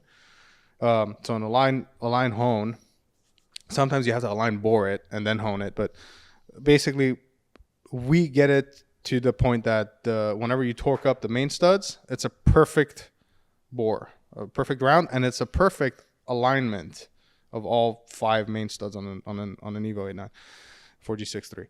And then we obviously boring of the block torque plate honing of the block. That's another thing that's very important. I've always talked about torque plating. I've like posted tech talks and stuff like on Instagram like years ago. Basically, a torque plate simulates the head being torqued down on the block, right? So I don't know, something you want to talk about? Yeah, no, absolutely. I think we sell those for like Subarus through Company 23. Yeah, absolutely. Some engines suffer from this more than others. For instance, like Mercedes engines, they could give less of a shit if you had a torque plate on it. They would measure fine top to bottom because it wouldn't have too much cylinder distortion. That's just German engineering. That's how it was. Das Auto. Yeah. The Supra block that we just got sleeved, that thing needs a torque plate. Like right now, when I measure it without a torque plate, it's 1/1000 difference from the top of the board to the bottom. Okay. Yes. So why are engines, specifically Evo engines, but why are engines so much more reliable nowadays, built engines, than before? Before, a machinist would take your piston, measure it, and then set the piston to wall like 5 to 6 thousandths of an inch. It's a huge piston to wall, dude. The rings are going to be loose. The piston is going to be clittering. Clittering. Come on, babe. Oh, my God. The piston's going to be doing what? The piston's going to be clattering around. Clattering, okay. Yes. Making noise on cold starts and all that stuff. You don't have to do that now. All of our SPL 900s are at 3.5 thou piston to wall, sometimes 4. Okay. The reason we can do that is we use a torque plate during the final honing process. So whenever you put the torque plate on there, it simulates the cylinder head being bolted on top of the block. So you use the same studs, same torque for the head studs, same head gasket that you'd be using, simulating basically the head being bolted on. And then when the machinist goes to final hone the cylinder, it's being honed with the torque plate being bolted on. Yeah. So whenever you actually put the engine in use, you actually have a true round cylinder, as round as we can get it. It's 1 or 2 tenths is not much, but before, I've had 4G blocks that literally would measure like 2 thou difference from the top to the bottom. That's a huge variance, dude. So that's why they would have to run insanely loose piston to wall clearances. Gotcha. You don't have to do that now. It doesn't matter if it's making 1,000 horsepower. I don't have to gap the rings super, super loose, especially my rings, because they don't anneal. They're not my rings; they're Toto seals. But I get what you're saying. Yeah. Well, my dad didn't make them, but just having the torque plate just allows us to get a lot longer of a seal with the rings in the cylinder. The engine just lives that much longer, and you don't have to run super loose clearances, so they're not clattering in the mornings. They don't smoke. They don't do anything weird. It's changed a lot from before. Torque plate is very important. I still see a lot of engines that come through here that have been built before, and we check them and they're not torque plated. So very important, very important. And that's where you're getting. You're getting main studs. You're getting pistons, rods, the ring pack, the wrist pins, crank, and of course our bearings and assembly. Okay. And then they can pair it up with a cylinder head if they wish. We work with head games now. For all of our cylinder heads. I've become very familiar with him recently. I met him in Texas. We went up to him in Texas. And super cool guy. And he's like, dude, how many heads do you? He's like, you send me like 2-3 heads a month. I did not expect you to send that many heads. It's really funny, dude. He's like, you made my CNC program worth it for the 4G63. It was really funny. Super cool guy. But we do that. The only thing I do here in house with the cylinder heads is I do O-ringing. So I have a fixture. I cut O-ring grooves on the cylinder head, and then I put stainless steel O-rings in there. And I have a certain spec that I use. And I use a multi-layer steel MLS OEM Evo 9 head gasket on all the 4G63 stuff. And the O-ring basically clamps down around the combustion chamber, and it makes a perfect seal. So we can run 50, 60 pounds of boost on the M11 OEM thickness studs. Obviously on the ARP 625s is what we use. That car right there, my red car. Yeah. That's your car? Yeah. Okay. That's seen 67 pounds of boost on the on the 625 off-the-shelf ARP head studs. Just has our O-rings. What does 67 pounds of boost equate to power-wise? What are you doing in that car? Power-wise, not much. That turbo had a lot of back pressure. It made like 1,000 horse. But at 52 pounds on a 7275, it made 1,078. Wow, okay. That's SPL 1000. So that has an aluminum rod motor. Is that the only... Okay, so what's the difference between a 900 and a 1,000? Aluminum rods, L19 main studs from Boost and Performance, half-field engine. So half of the engine coolant, so half of the block is filled with concrete. Okay. And we do that, and we have to use the torque plate when we do that because it is literal concrete that we buy from Moroso. That's engine grade concrete. Yeah, I was gonna say it's not from Home Depot. I mean, you Crete, can literally use that. You can use that if you really want to. Yeah, that's the deal. So for a half fill and the theory behind concrete filling, the block flexes a lot. Combustion is not forgiving, dude. Like it is fucking chaotic, right? So when you're making, again, 250 horse per hole, shit's moving around. The mains are moving around. If you ever use, again, the reason we went to L19s on the SPL 1000 versus the 2000s, the Evo has a tendency, like specifically the 4G63, the main girdle has a tendency to fucking lift off and come back. It like frets itself. It's you can pull it off and it can be freshly machined, and you'll pull it off and you'll see fretting from the actual girdle to the actual block. Like it just moves around, dude. It's not forgiving. So around the 1,000+ horse mark, like if somebody actually wants to make over 1,000 horsepower and they're serious about it, I'll have filled the engine. And so we'll fill the coolant ports with concrete up to half of the block, so the water pump still is used like normal.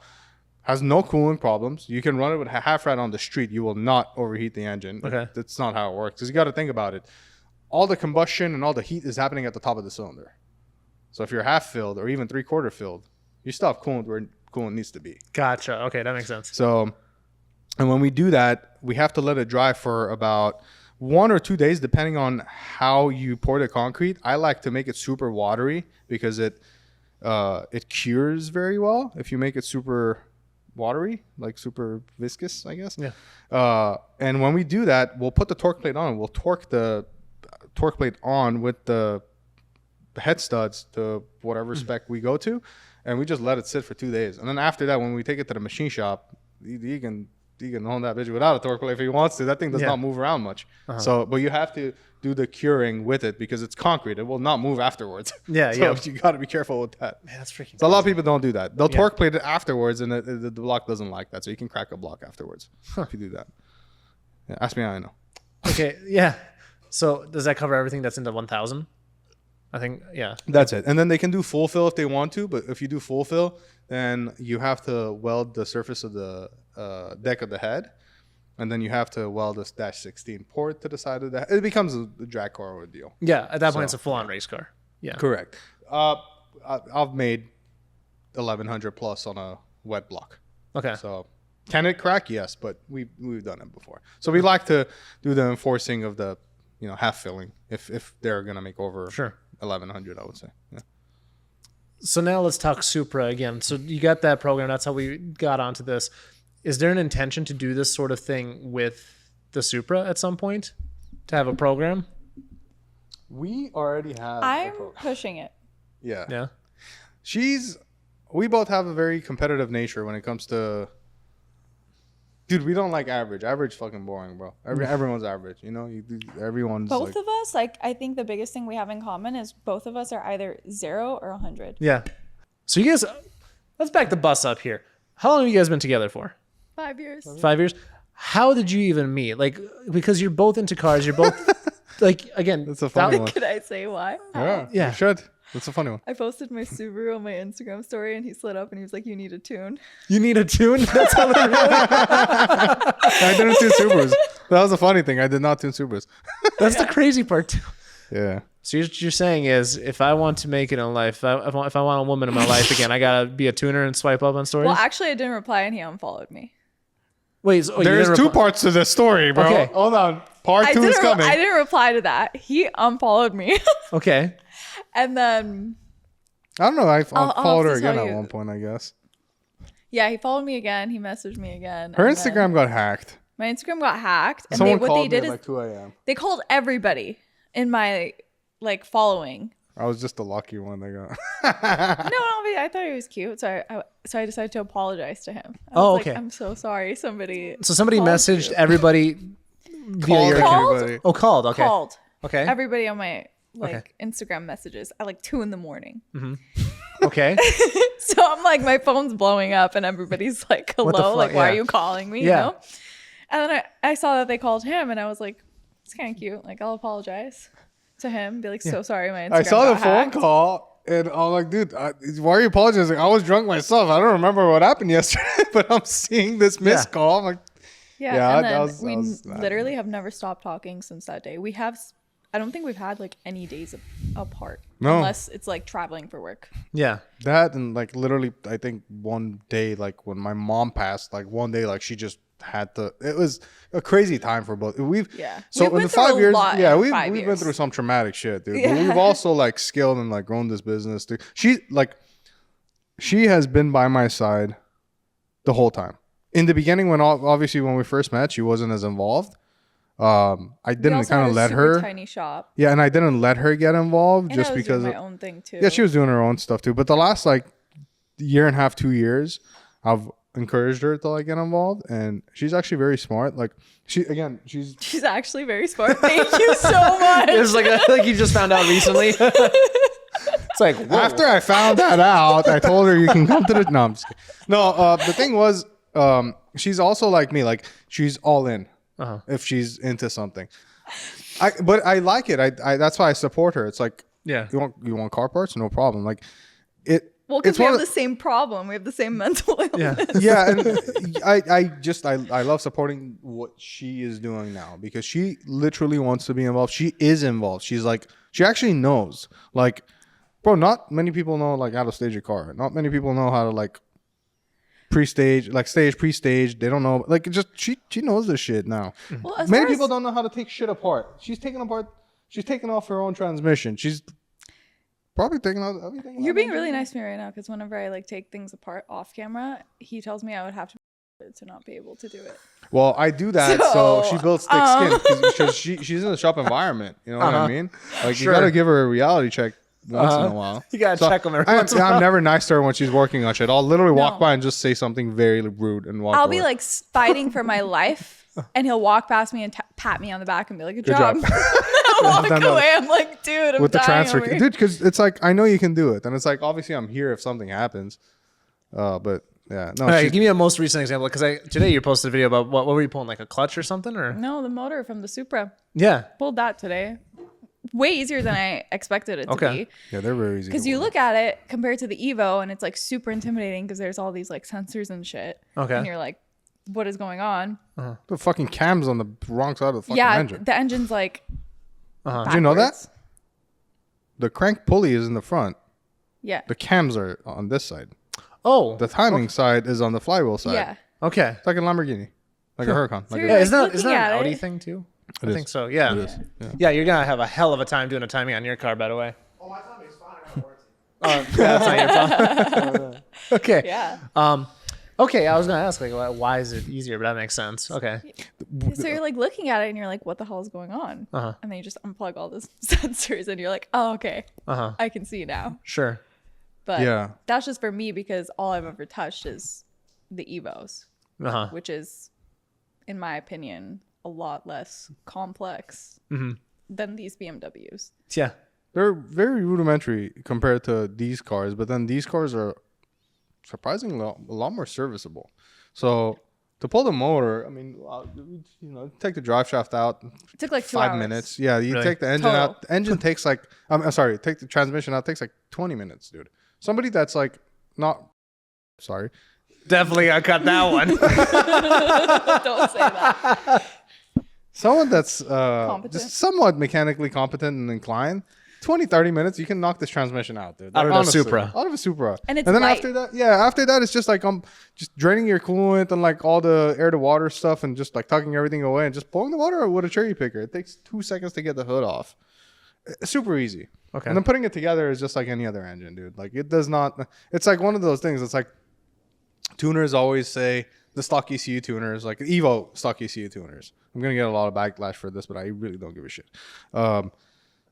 I only tune on the stock ECU. Well, you only tune on the stock ECU because you don't know how to tune.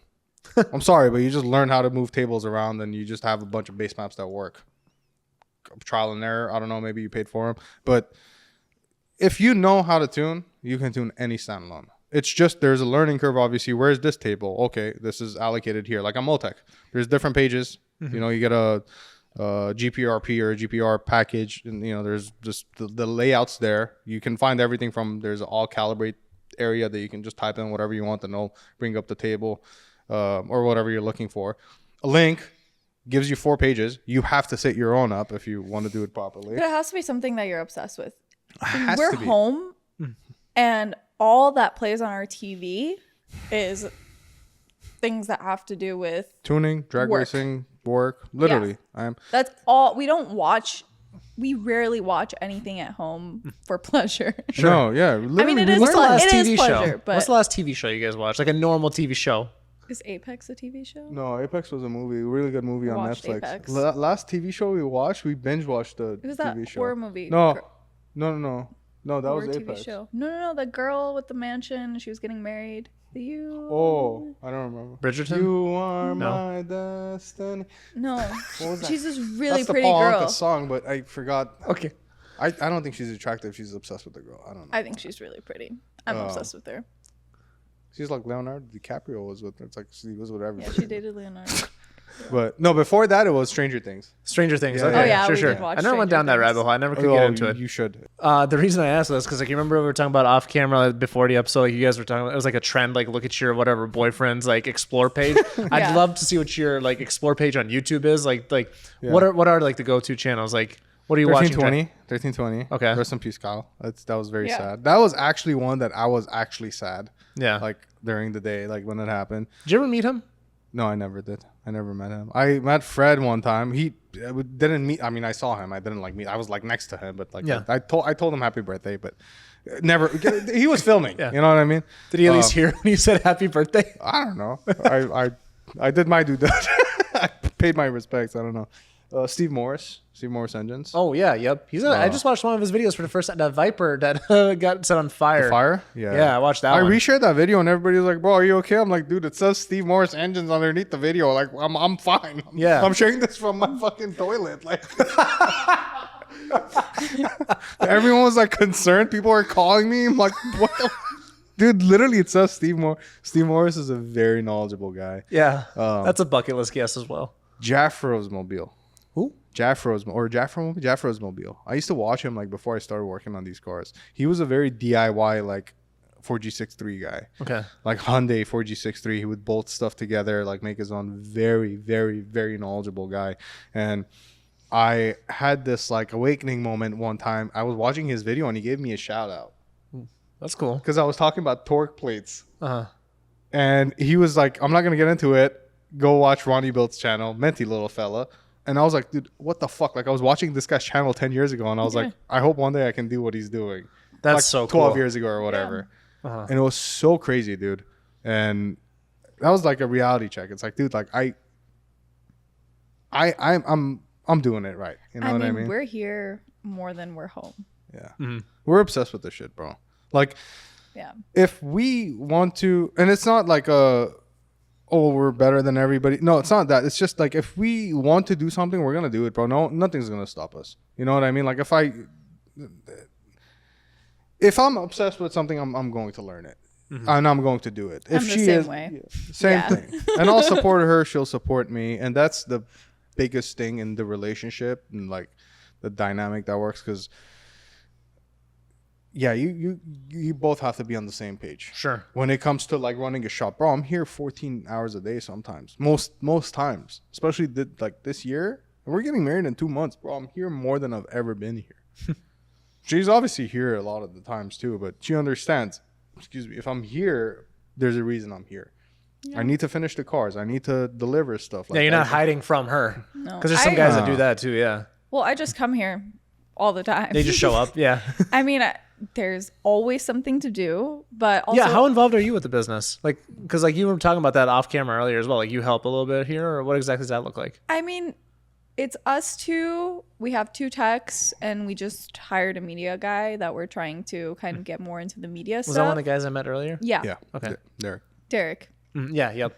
So I've been lately trying to train him as much as I can with my social media stuff. At least like it kind of took off more naturally. I didn't really have to put the effort into like editing and stuff. I guess that has to do with being a woman but I'm just gonna be like completely honest. Like it's a lot easier to blow up on social media as a woman in this niche. Yeah, but we're a smaller team, so we wear many hats. Yeah. So that's kind of like the dynamic of working together as a couple. Someone always has to take the back seat and let someone else guide. I think that was the biggest thing of like getting into working together is like, how is that going to work? Because we both have really strong personalities. And I'm getting that. You know, we're both really like, I don't know. How would you describe it? We're both like alpha personalities in our own role, I would say. Yeah. But the biggest thing was, dude, I built this shit from the ground up. Like no one can come here and like do any, like, so it took a while for me to like even let her like get involved with the business. Because this is my baby, bro. Like, and I didn't want it to like affect our relationship either. Yeah. But now I just kind of like she's my other half, so she's gonna be a part of. She is a part of this. She's my other. Literally everything that I'm going to do from here on out, she's going to be involved with. But yeah, in the beginning, it took a little while for me to be like, okay, just come to the shop whenever you want. And then was that before or after you followed her back? A lot after. This was like literally like 2 years ago, bro. Like we were already living together. And well, I was working as a car broker, and I had like insane hours, and I hated my life. I'm not even gonna lie. And I would come home every single day, and I'd be like, I can't doing what you love. Do this so if you anymore. don't do like that. I can't. I was making really good money. I was really good at it, but I would come home and I was like, I can't do this anymore. Right. And then once we got the bigger shop, he was this shop here. Yeah, this shop. He was like, all right, come show up every day. And so what did that look like then? What did showing up look like? So many things. Like, were you just learning dropping off the animals So first? many We have a lot of animals, Yeah, bro. We don't have pets. kids, but we have fuck ton of Really? animals. What do you guys got for animals? We have 3, but We have 2 cats and a dog. Oh, okay. The wiener dogs. Yeah, One. we have One one wiener wiener dog and 2 cats. Yeah, wiener cats. wiener Wiener cats. cats. Yeah. Why has nobody made But- that yet? Anyways. Over here, I mean, sometimes it's cleaning, sometimes it's office work, sometimes it's freaking wrenching, which Wrenching is mostly on her own cars. yeah, But and like filming, office content, work, media, that she kind of stuff. She sends invoices and stuff. She's very. I use Shop Monkey for all my invoicing. Okay. Yeah, We're trying to get more Dude, organized. that's something that I cannot recommend enough to someone that's trying to get into the business or is in the business and is trying to scale a little bit. I'm not saying I'm anywhere insane. You know, I have so much to do. I have so much growth to do. I am barely, like, even with like the shop space that you see, I'm comfortable, but I am not where I want to be. I am barely making enough money to be able to fuck around with cars still. You know what I mean? And still like pay my bills. And the one thing I'm proud of is, 3 families basically got fed by me. So they rely on, not fed by me, but like they rely on me. And That's cool. I paid 3 people's paychecks. And that is insane for me. A lot of people will look at what we do on social media, like with the Supra. We're like full send everything. And they're like, must be nice to be able to do this. Like I'll get comments like that all the time. Yeah. But what people don't see is that we're here. The amount of hours that go into, the amount of tunes I have to do, the amount of engines I have to put together, the amount of people I have to tolerate, talk to, schedule things. My life. Scheduling's my least favorite thing on the planet, by the way. I Shop Monkey. You need Shop Monkey. For the podcast? Yeah, I wish me luck. I wish they would sponsor me. I pay like $530 a month with their CRM. Oh, they have like hands-on training for everything too. Dude, but What's it that? is. They have like training for everything too. They'll like remote in and like teach you everything. It's pretty cool. We can All schedule. CRMs. We can schedule appointments. I have vetted services like canned services they call it, SPL 900. I've sent like 20 of those out last month. 7 of them got bites. But the point is, I don't have to sit there and type every single time. It's already vetted. It's a full. This is how much it is. This is how much the deposit is. You're getting this, the whole 9, dude. Engine R&R, tuning, like everything. It just makes it so much easier. I feel like that's one thing that has given me a little bit of an edge over some other people that do the same thing. like on the business side of things? Yeah, because I don't have to waste 3 hours on them. She sees how it is. Some mornings I wear a lot of hats here. Like she said, we both do, but I wear a lot of hats here. I have 2 techs, 1 media guy, but sometimes, dude, I get here at like 8 o'clock in the morning. Usually 8:30, I'm here. By the time I start wrenching or tuning or whatever I'm doing assembling, it's like 11 or 12. Like I am just sending out quotes. I'm reaching out to customers. I love doing it, but like it's hard, bro. That's another thing that set Speedlab aside. It's like you have to be connected with your customers. You have to respond. Yeah. 7. Even if it's people that have already call paid at 2 you. or 3 in the morning and he will pick up the phone. If I see it, I'll pick it up. Unless Yeah. I'm like literally like Yeah. knocked out or I'm whatever. the same way. Like if I get a text at 1 and I'm up, I'll respond. Yeah, and the biggest thing is like customers that have left and they've already paid, the balance is cleared, the tab's closed, invoice is already archived. Person hits you up, they have an issue, or they're asking a question. You can't just ignore them, bro. These people help you be who you are. Every single one of them, brick by brick, the algorithm. And it's Literally. a lot. Sometimes like people will get upset if you don't see their text messages and stuff. But if you literally pull up his phone and look at it, it's literally like 1,700 messages. 1,700 messages. on there. 1,700 It's- minutes. I'll show you. It's more than that, probably. It's literally insane. And he provides all of the customer service. I don't really deal with the customer side. Nobody does besides him. And that's like that in itself, on top of everything else, is like a 24/7 thing. Yeah. Especially if you get a yapper. Yeah. Oh my God. You can kill I an hour don't and a mind half. it though. No? It's like me and you when we first saw each other, we were just talking, right? Yeah. It's the same thing. It's like if I'm explaining the whole piston rod SPL 900 thing to somebody, yeah, it's nice. I'm gonna get the cell. Even if I don't get the cell, at least I get the information across. It's just I like to share my knowledge. Whatever knowledge I have, I like to share. He likes to yap. And He likes to yap. I love it. Yeah, no, it's Yeah, just we love to we're talk. car guys, bro. We can talk Yeah. all day. Why do you think I started a show? Yeah. That's exactly why I started. Why not though? It's like you have the same passion. Like that's why you're successful at what you do, dude. Like you obviously. Please tell me more. No, seriously though. Like Yeah. we were talking about it before, and I'm like, how do you know what kind of questions to ask? Like, does it become difficult at some points? Like it's like you're natural at it though. Like you know exactly how to flow it. Like sometimes I'm like, okay, I'm done. I just explained it, and then you ask another question. I'm like, that's a great fucking point you just made. Like I was not thinking he would ask that, but. Listen to my last two. They were a little rough. But No, it's just yeah. We're car people. no, we hold a bottom standard line. to ourselves Yeah, though. It's different. yeah, Yeah. just- Yeah. yeah. Okay. So then you kind of get involved with this. First of all, do you guys have beds here? Do you sleep here? If you're here 14 hours a day, there's got to be a couch or something here.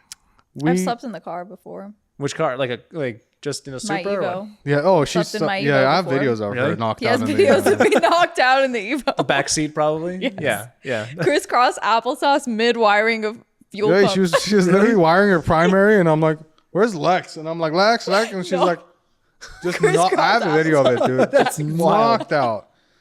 But no, we thankfully we live very close to here. 5 minutes later. Yeah. Yeah. We were talking about this earlier. Like getting a location was very hard in SoCal. You went to the old shop, so did Yeah. you see like how were you able to like pull into the parking lot? And That was a rough. Yeah. Yeah. Okay. Yeah, So- he thought it was a marketplace like scam. Like I told him, I'm like, hey, pull in. There's gonna be a bunch of Evos. He's like, hey, it says wood design here, bro. Like, Yeah. I'm like, dude, you're at the old shop. So that was another reason why I wouldn't go to the old shop, because it was small and there was no room to do anything. My little brother actually used to work for him when Okay. they were at the other shop, and he kind of followed in Ronnie's footsteps and went to He's a UTI, Mercedes and now he's a technician. Mercedes tech. Okay. I was a Mercedes tech. So he'll be working on Evos in 5 years. Gotcha. Yeah. Go back He's to actually where he doing started. really good.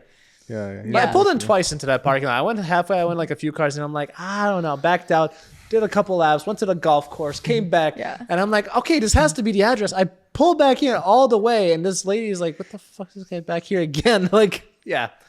So thanks for that, Google. The crazy. Okay, so Point being, it the was crazy thing with that was when I was at that, again, a lot of people will, and I want to make this clear because she said this and it's very true. A lot of people will like look at what we post and they'll look at, not like we have like an extremely lavish lifestyle, like we live in a Social media is a condominium. highlight reel. Yeah. Oh yeah, don't Yeah, like- judge me off of what I Yeah. post. We again, like I said, I'm making ends meet, and I'm able to fuck with cars, and I'm happy. You know, if I can keep doing this and slowly scale it at the level that I have been, I will be successful for a long time. That's all I need. I don't need to be a fucking multimillionaire. I don't. That's not what. But people watch this and they'll be like, "Oh, it must be nice to have money. It must be nice to." Bitch, you didn't see when I was at the old location that this guy, literally the neighbor across the street, would come and shut my dyno session down at 3:00 because his employees would have issues with hearing or whatever. I would get into it with him, and he would be like, "Go home." No. This is the landlord on the other side. You're talking about the guys next door. We had issues with everybody. I didn't. They had issues with me. And then if somebody has an issue with me, I take it very personal, and it becomes a problem. But the thing was, like, dude, it was 20 people, and I liked his employees. They were all nice. The business owner himself was not a very nice person, but I had to respect the bounds and just do what given what I had to work around it. Mm-hmm. So 1,500 square foot shop, the rent that I was paying was not a crazy amount, and I had a dyno and I was going to run it. Dude, so I would wait until like 6:00. Everybody would leave and I would start my dyno session. Mm-hmm. Even though I would be there from 8:00 working, my 6:00 I would start my dyno session. I would get home at like 1, 2 in the morning. Dude, I did that for almost 5 years, bro. Mm-hmm. So when somebody watches and they're like, "Oh, must be nice," it is nice. If you work hard, it is nice. That it's nothing gets handed to you, bro. Like you have to go through it. Like no one comes and just hands you business. You earn it from trust of customers. You earn it from word of mouth. I watched the recent Shane T podcast. God, that's not a bucket list guess. Yeah. He's an awesome. I've talked to him a couple times online. I look up to him as a tuner. I think everybody does. He holds a very high respect. Amazing guy, and like just the values he has is just awesome. I hope to meet him one day. And he was saying word of mouth is it is the best advertisement. Imagine you trust somebody, and that somebody that you trust tells you this is the guy to call. Mm-hmm. That's how Speedlab has become Speedlab. And if you fuck people over and you rob Peter to pay Paul and you lag on the projects and you just do things wrong, which most of these shops do. Most of them, they have the potential to be great, but they just make the small mistakes. They make the first $20,000-$30,000 and they just let's party. Mm-hmm. You know what I mean, dude? You gotta look at the big picture, man. This is a long-term thing. Every penny we make gets reinvested back. Every single penny. What's the biggest investment you guys had? Dyno. Yeah. When'd you get the main line? 2020. 2022. Sorry. So you've had it for a while then. No, not 2022. Yeah. No. Oh, 21. Sorry. Right before. 6-7 months before I met her. The first shop in 2021. Yeah, he got the first shop like 6 months before we met. I got the main line. No. That's not right. Yeah, like 6 months before we met. The shop? Yeah. Oh, then I got the dyno like 2-3 months after that. Yeah, I'd already put the order in for the dyno when I got the shop. Yeah. I've had it for a while. Yeah. Okay, so customer cars. That's one thing that some shops kind of put like a hard stop on. Like, they either do customer cars or they don't. Where do you draw a line in the sand? Do you do it? Or not customer cars. Yeah. Okay. So somebody wants to come in for a tune. Yeah. Yes, absolutely. At the scale that we're at and the cars that we're working on, the dollar amount just isn't there to not do non-customer cars. Like you have to. However, what I implemented is a non-refundable pre-dyno inspection. Now, the non-refundable part is your appointment. And it goes back to the whole invoicing system that I have. I'll send them they'll request a day and I'll send the appointment details and they'll authorize it. And I'll take the 1 hour charge that we take for the pre-dyno inspection. And that is a non-refundable deposit. If you let me know 24 hours prior that you're not going to make it, we can move it to another day or whatever. That's all fine. But what that hour allows me to do is do a compression check, leak down test, boost leak test, and most importantly, just putting the car on the lift, taking it up, just making sure the car's not going to fall apart on the first pull. Or that's such a pain in the ass because, like, I talked about this with the Cannonball Garage guys. It's like they work on McLarens, right? And it's like these are high ticket builds that they're doing. And it's like if you're just having some guy with his, piece of shit Mustang on the dyno, it's like, oh, I can't do anything for 2 days. It's stuck on the dyno. Like it's taking up your shop time. So yes, it is. Yeah. So to answer your question, if I understood it right, you're asking me if I tune other builds. Correct. Yeah. Not renting the dyno out. I do rent the dyno out. That's Okay, so you do that as well. I do that as well if I have time. Okay. Not it's very You rare. have to operate it. Yeah, Most I of usually the have to time, operate whoever it. rents the dyno. Or I'd like to can't operate it. I don't want to just, anyway. It's a big investment to let It some is. stranger It do. is, Yeah. yeah. And it's not, you can't really mess it up. Well, I'll find a way. I've done it before, but I didn't want to say it. there's a very viral video of me, actually. Wait, Yes. hold on. Which video? Wait, that one. There was a okay. So there was a 2J swap. There was a 2J It was a IS Lexus. 300 here. He rented the dyno from me for 4 hours. Dynoed the car, made like 1,200 horsepower, and then told me to take it off the dyno. No problem. It was just a dyno rental. I came and took the arms off. And then my bladder gave me issues again. So I went to the bathroom. And I came back. And he's like, hey, can you launch the car on the dyno? I'm like, of course I can. It's a And main it's like line. midnight. No. This was during the day. This was at It like 10 was? o'clock. Yeah, this was at like noon when I texted you. Yeah, it was during Just the send me day. the video. Yeah, I just sent you the video later. But no, it was like during the day. And he's like, can you launch it on the dyno? And this is a TH400 car on an 8085. And he's spraying 200 shot to spool this fucking thing up. He's like, can you launch it on? I'm like, of course I can. He's like, can we do it? I'm like, yeah. I totally forgot the arms. Sound the fucking thing, launched it on a TH400, 200 shot of nitrous. Like God knows, 30 pounds of booster or whatever. And as soon as I let go of the fucking button, the hubs just did a 360 like 6 times in 1 second. Luckily, nobody got hurt, but I forgot the arms. But I didn't forget the arms whenever we started the dyno session. It was afterwards. Like the dyno session ended, and then he asked me after, and I forgot to put them back in because I'm Is a this human pinned being. on your page or something? No.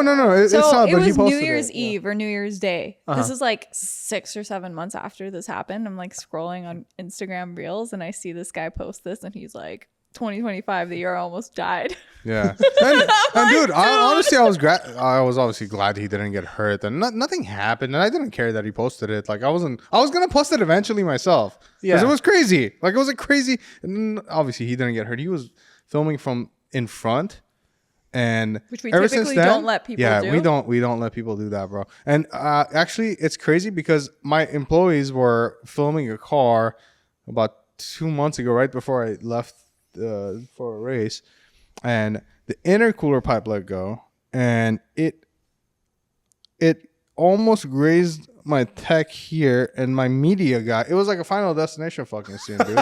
Like I have a video of it from over It was there, bad.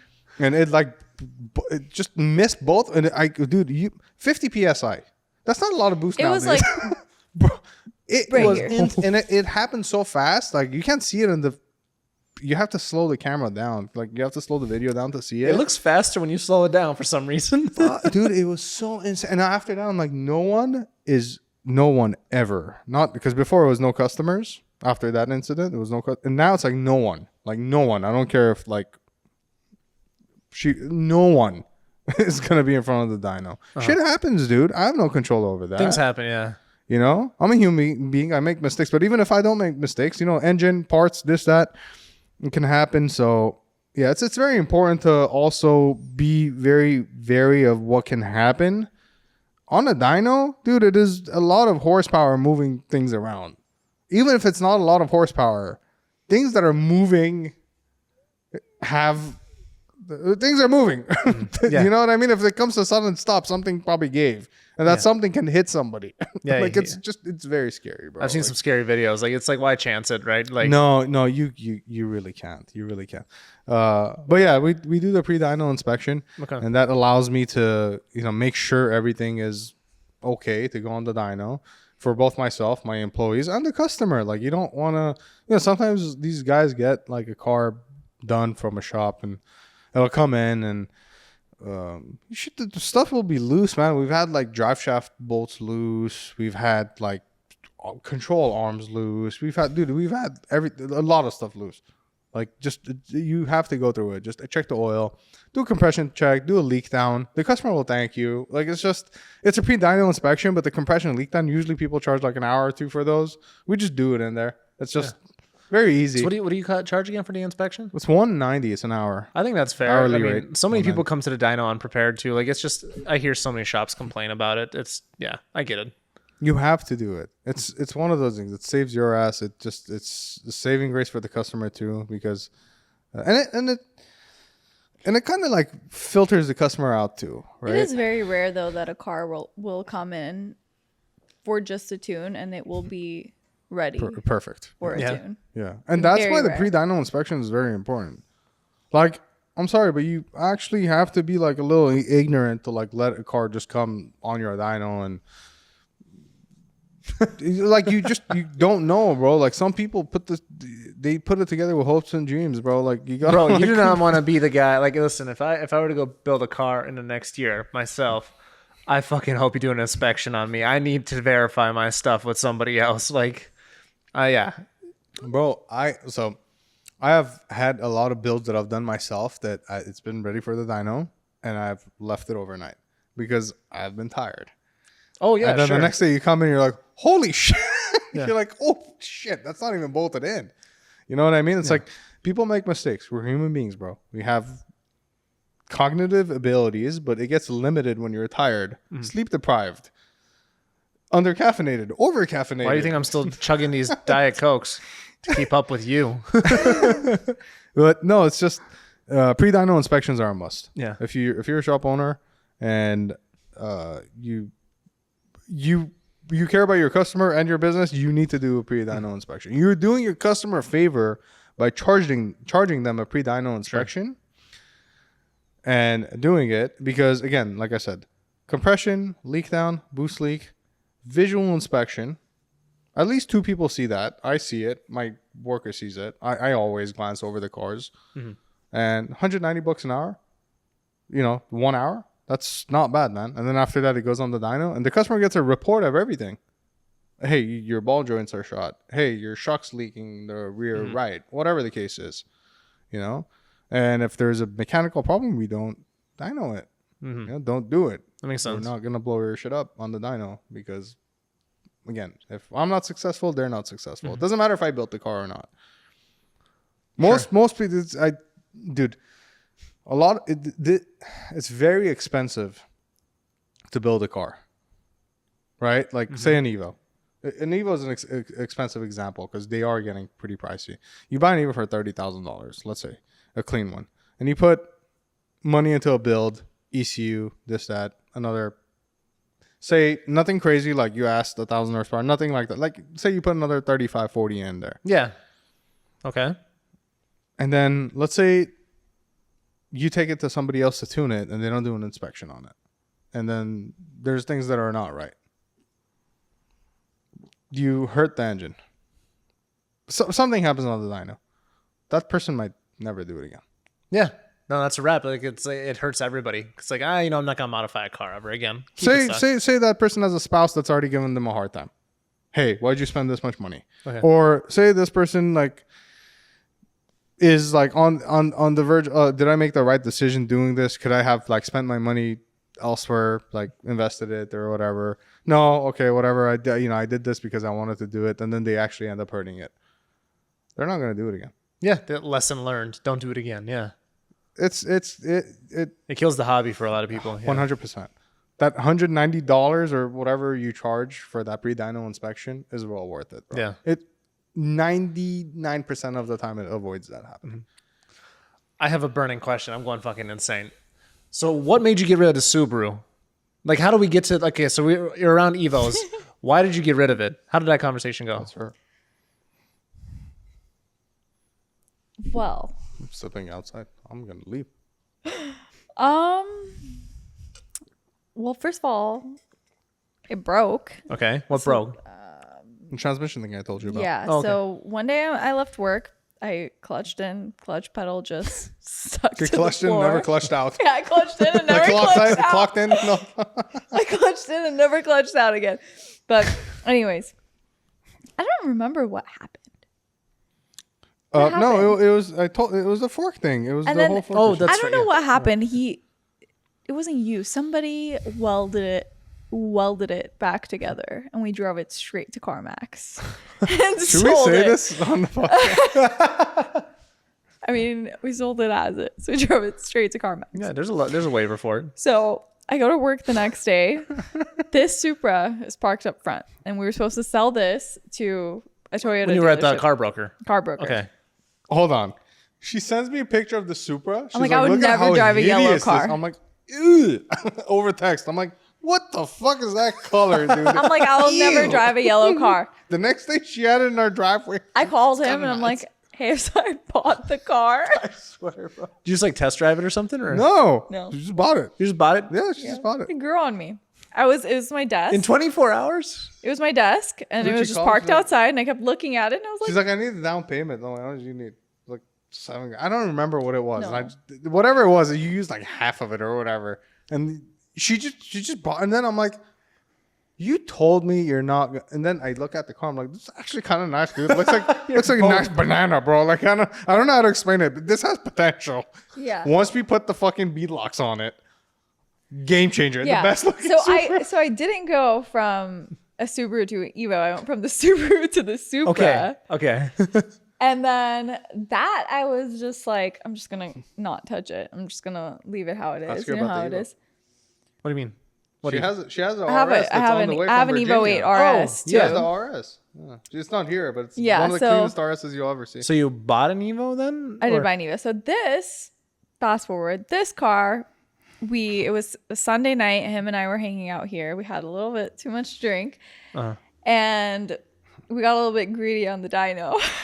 So that's how that happened. Yeah. So I didn't have a car. And that was like a year ago, correct? 1 year That was a anniversary year of it blowing ago. up. Exactly a Yeah. year ago. Yeah, that was a year ago. So we had a spare engine here.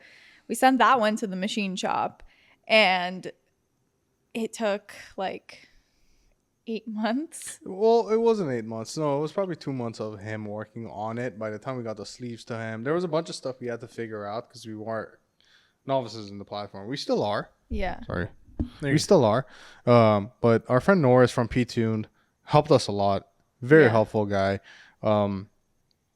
We consider him family at this point. But yeah, this guy helped us out a lot. But anyway, there's just a bunch of stuff that we had to get figured out to do it right. And I was like, I need a car to mess around with because I don't have anything. Because this was Touch. down. Okay. This was down. It was another So birthday gift. birthday gift. So The Evo was. I always told him I want a white Evo, Okay. and then he found one day, and we went and we bought it. It's a really clean 8 RS, Okay. like mint. Okay. And it's I out of don't- Virginia. No. Right now it's in Virginia. Oh, The you car said- wasn't original. This was a Cali car. The Cali car? This Okay. is a Cali car. No joke. I think it's the cleanest Evo. I told her I I've was going to seen. buy her an RS. An Evo, not an RS. Yeah. Okay. And then she said, I want a white Evo. And then We it found was a white RS. May. Her birthday, I'm sorry, it was March. Her birthday's in May. Yeah. And one day I Happy told her, I'm belated, like, we by have the to go Thank you. to, one day I told her, I'm like, we have to go to, oh yeah, she's a quarter century years old. Yeah, I am. One day I told her, I'm like, we have to go to Anaheim. And she's like, why? I'm like, which she already knew. So I got her the RS. Okay. 63,000 miles when I got it for her. Super clean. Yeah. It is probably making like 750 wheel right now. Okay. Stock bottom end. So why is it in Virginia again? So we Racing. Okay. basically shipped it out there so I could index race it. Now you can see why we don't have a lot of money saved up. No, yeah. Listen, I travel to do this. I know where the money goes. I get it. Did everything backwards, Yeah. basically. So I wanted this car to just be a stock bottom end deal on a dog box. It's just she enjoyed it, and it was just a The crazy dog combo. box is just a game changer on It these is. Evos in general. And I will tell you guys why in a second. But the whole stock bottom end thing with her car, it it just, if you control the torque properly on a stock bottom end, you can make it live somewhat. You don't know when, because that rod does not owe you anything, man, at that point. On an Evo, it's a 4-cylinder engine. The 4G63 was developed, 30-something years ago now? It is a very old engine, bro. It does not owe you anything after 400 foot-pounds of torque. This car on the dyno was making like 470 at a higher RPM, right? Because you have to ramp in the boost properly. You can't just give it all the beans and expect it to live. You have to do it very carefully. The graph has to look a certain way. Like the torque has to ramp a certain way and stay a certain way. When we took it to the track, well, when we were on the dyno, that was at 38 pounds. When we were at the track, it was at 45. Okay. So it's probably making like 750-ish. It's a 64-66, so it's kind of out of steam. 750, 760 maybe, but it's on the stock bottom end, dude. Like, it's kind of crazy. But there's a saving grace to it. It's the fact that it's on a dog box. The biggest thing with a dog box is do you know where you hurt an engine the most? Usually, I know the answer to it, but yeah. at peak torque. Okay. The most amount of stress you have on a connecting rod, on a piston, on everything is at peak torque. Past peak torque, you're less likely to hurt it. The engine cycles are happening faster. Like everything's just, it's less strenuous on the engine. We're revving that thing to 8,600 RPM on the stock rod bolts. Again, the rod does not owe us anything. The bolts do. I don't even know why it's together. But the saving grace there is she has a dog box. So she has a lightning fast shifts. And she can keep the car out of the peak torque range. And when she does that, the engine's happier. So same thing with one of my clients. We just did a swap on his car. We went to a dog box. Because we drove mine and he decided he wanted a dog box. Yeah, and he broke his fourth gear. Yeah. Vic. But he broke his fourth gear and we went to a dog box. And I pulled logs, again, the link, full-time logging. So I pulled logs and I was showing him logs of whenever he was on the built synchro box, or I think it was a built synchro box. Doesn't matter. Shift the same. You can't make it shift faster on a synchro. I mean, you can do some stuff, but it's really not going to shift faster. It still needs to synchronize into the next gear. Hence synchro, right? Yeah. And he was shifting fast. So he was going from 43 pounds to 10 pounds on the next one. So he would shift from 1 to 2 and it would drop from 43 to 10 and then had to climb back up. And then he would shift again and would go to like 15 pounds and climb back up. Dude, if you're making 1,000 horsepower, if you're racing an automatic car, you might not lose, but like you're losing a lot of horsepower during that transition of the shift. When you put a dog box in it, just take a guess at how much boost drop it had from shift to shift. Was it a big initially, drop? it had a 28 PSI drop every shift. And so then we went to the dog box. 2.5 PSI. Oh, holy shit. Okay. 28 PSI to 2.5 PSI. So he went from basically dropping from 43 to 15 and back up and 15 and back up or whatever to 43, 41. So that just makes everything happier then. Yeah, because the dude, you would think it's more strain on the car because it's so much faster. It's not. It's actually past the peak torque. It is, the engine's happier there. Gotcha. Okay, I've heard that before. Now that you explain it doesn't make much sense. It's ass backwards if you think about it, because you're always at a high RPM, but RPM doesn't mean shit. If you have the proper valve train and if you have the proper rod bolts is something people overlook. Dude, you cannot RPM with insufficient rod bolts. You will hurt stuff. Like, things will come apart. The rod bolts will come apart. And that's one of those things. And every time so there's torquing of rod bolts and stretching of rod bolts. The proper method of doing it is stretch. You have a stretch gauge on there. ARP makes it. Yeah, I talked about this for an hour and a half with Jay yesterday. So I'm very fresh on this right now. So we stretch rod bolts. That's another thing that comes with an SPL 900. Stretch bolts, not torque. It's the same thing, right? You torque it, but if you stretch it, if you go with the stretch method, you might end up at different torque levels, bolt to bolt, but you're getting very consistent clamp on both bolts, and that's what you want. And that's what sets an average builder apart from a professional builder, in my opinion. You're him. I am him. No, dude, it's like the right way to do it and the way everybody else does it. Yeah. That's it. That's literally what. Can it work? Yes, I have done it before. I have. But the proper way to do it is stretch it, and we do it on every single engine that we do. Like, that's just how it is. Yeah. There's no exceptions. You just and yeah. Yeah. One last topic that I want to touch on before I pop the usual 3. I want to talk about that Yaris, motherfuck. The GR Corolla. Oh. What's the story behind that? Because that is a very big outlier here. I mean, it's the coolest car here. These Evos suck. What's the story with the GR Corolla?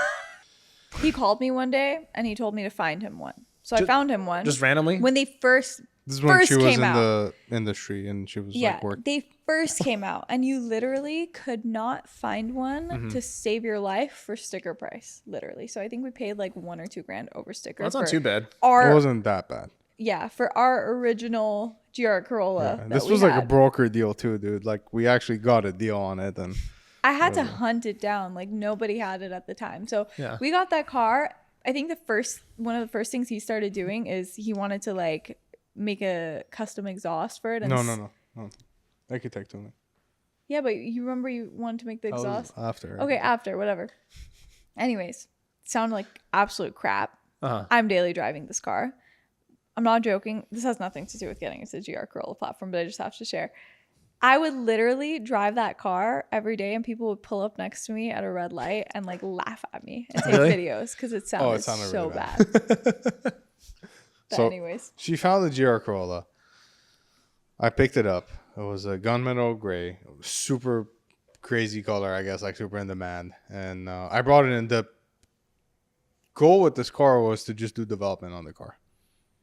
That's it. Go crazy with this platform. Brought it in. Before I got the car, I had already talked to Dave Gammon from PPG about a dog box. Stock car. That's actually how that car ended up with a dog box that we were talking about. Talked to a couple clutch companies that were offering clutches for the car. Ecutech was the only one offering a tuning solution at the time, but you had to get this harness that you would like jump the actual OBD. Was it the OBD? No, it was. You would have to jump the ECU header and then plug it into this. There was like a harness that you had to buy from Ecutech at the time to be able to flash it. And so every time I would flash the car, I would have to come out, unplug the ECU, hook up this harness, and flash it. It was my first direct injected car, so it was the first DI car that I was doing. This is DI and PI, so it uses port and direct injection. And I helped them a little bit with the development. Not a crazy amount. I mean, I was whatever help I could be at the time. You know, I was still a novice with the DI stuff. But I ended up doing a bunch of like head cam packages on the stock ECU. I had cars that were making like 410, 420 horse on like E40 mixes. That's where like it would still be happy with the DI side of things and the stock fuel system and not like freak out. And you still had enough octane to be able to, you know, run 32 pounds of boost through it. The biggest downfall was if you ran like 30 pounds of boost and you actually kept it through the RPM range at the higher RPMs, it would actually start valve floating. So they had valve float issues. Head gasket wasn't up to par. So we started using the Vulcan head gaskets that, you know, use the essentially the hoops that go on top of the cylinder and you know bolt the head down and it bites into the head. So we did a bunch of those and we did some you know DW injector upgrades and stuff, and then we were starting to get limited with Ecutech stuff and parts are really expensive. yeah, parts were very expensive. And then I ended up selling my car, but at the time I had already tuned maybe 20-30 of these, and I had a customer that was pretty interested, Armando, and he came in and he got a Cyvex at the time. It was my first Cyvex GR. I'd done probably 1 or 2 Cyvex cars before I was kind of involved with, But the GR was actually fairly easy to get into with the Cybex stuff. An ECU is only as daunting as you make it to be. You know, like once you learn how to actually work through it, if you actually know how tuning works, it doesn't matter if you're tuning a Cybex or a Mega Squirt, dude. It's the same thing. Like it's just different approaches to how you achieve the same results. Sure. And so the Cybex was great because on Ecutech I couldn't even move the cam timing, and on these, you know, I could put a huge cam in there and actually move the cams, and get the results I wanted. And these G16 GTEs are actually, they love cam timing. Like you can move around the cam timing and make a ton of power, dude. Like it's crazy, like how they respond to actual cam timing. Like on the Evo 10 stuff, we do Myvec delete on the exhaust side. We do it because the exhaust cam gear is weak. When you put a stiff valve spring, it could just be a beehive valve spring, let alone a conical. If you put a conical, you might as well just do a delete. And my friend Marco, Magnus Motorsports, he offers the delete. You just completely lock out the cam. You set it at 0, and you don't have to worry about it. On the Evo 10, the exhaust cam gear does not make power. On a GR Corolla, somehow, if you can actually retard the cam and like you can pick up some power with cam timing on the exhaust side on a GR Corolla. I'm not scientifically inclined enough to be able to tell you why, but somehow you're increasing overlap at the top end and it's picking up power, and it works. So, we tuned that one on Cybex and made 470 on the 85 at the time, at the time. And then we did a built motor a couple months ago. Okay, which consists of what? A built motor, or what I like to call for the GR Corollas, is the SPL 800. It is nothing proprietary to me. I actually get the pistons and rods from Nitto. They're in Australia too, right? Yes, they are. The bearings, however, I still sent to Calico. They're ACL bearings. I sent to Calico. They get the same coating, CT1 coating. We assemble the engines in-house. They get main stud upgrade from Lamp Speed, Charles Lamp. They're ARP studs, essentially, that he puts together. Same thing with the head studs. And the block just gets torque plated, light hone if it needs it. Those engines actually do not really need a torque plate. It's one of those engines that does not need it. Like you put a torque plate on it, it does not move much. That's German engineering. It's crazy. Toyota. I don't know. Toyota. I'm just being stupid. We're getting to the end of this. But seriously, it does not move. So it's actually pretty crazy. Yeah. So that particular engine consists of Kelford B cams. Okay. Regular piston rods, Nitto, I-beams, our bearings, main studs, fuel system, ID 1700 cc ports. Yeah, three of them. Yeah. We have a custom surge tank, 2 Walbro 450s working staged. So you're telling me this is the craziest GR Corolla in the world right now? Then? It is the highest horsepower GR Corolla to date. Okay. The one under this one was one that Wayne Potts, I think, was involved with the tuning of it, and Wayne is one of those guys that I look up to as well. Amazing Cybex and Motec tuner. But I think somebody else was tuning it. Wayne was like kind of guiding him through the thing, and I think it made 627 on a dyno jet. This car made 680 at 51 or 52 pounds of boost on a 5862 on the main line. On the main line. And he didn't even realize that. I didn't even know until Corolla until he posted we made it. 622 or something like that, and I'm like, oh, the record's 627. I'm gonna break this. So I just cranked it up like another 5-6 pounds and made it, and I turned it down like to 40 or 42. Wow. And, so it's a pretty awesome deal. It's got PPG 1 through 6 straight cut, reverse is straight cut too. Like it's just a full PPG gear set. It's pretty crazy. So you're a GR Corolla guy now, huh? I don't know if I would call myself that. I'm very nitpicky of my customers when it comes to the GR Corolla stuff. If I take more builds, it's only going to be standalone stuff. Yeah, So of course. You got to set the standard. Yeah. Yes. If they're on a Cybex or a Motec, I'll do it. If they're on stock ECU, they can go somewhere else. No, whatever. Yeah, look at those Yaris's making 800 in freaking Australia. Yeah. Yeah. And they're all Insanity. Motec cars, Yeah, you know? that checks out. Yeah, that's how the GR Corolla stuff came about. And we have one outside that the other one's going like a 500 horsepower car, nothing crazy. Hopefully we'll get into the Supra stuff soon. Yeah, no, I'm excited to see that. Like I said, I'm excited. I always get a feeling when I visit certain shops that the next time I'm there's going to be a lot of updates. So I'm excited to see what the updates are the next time. But I think we'll see what the final cut's going to be. But I think we are closing on 3 hours. So let's pop the usual three. You know how this goes. You've listened to the show. Yeah. At the end of every episode, I like to ask my guest or guests to pick 3 cars. You have an unlimited budget and you have to pick a daily driver, a show car, and a track car. Build whatever you want to do. Who wants to go first? Go for it. It's a daily driver, show car, and a track car. Correct. Any kind of track. Okay, daily driver, I'll get a Audi RS6 hatch. Okay. Show car. God. I don't know what I want for my show car.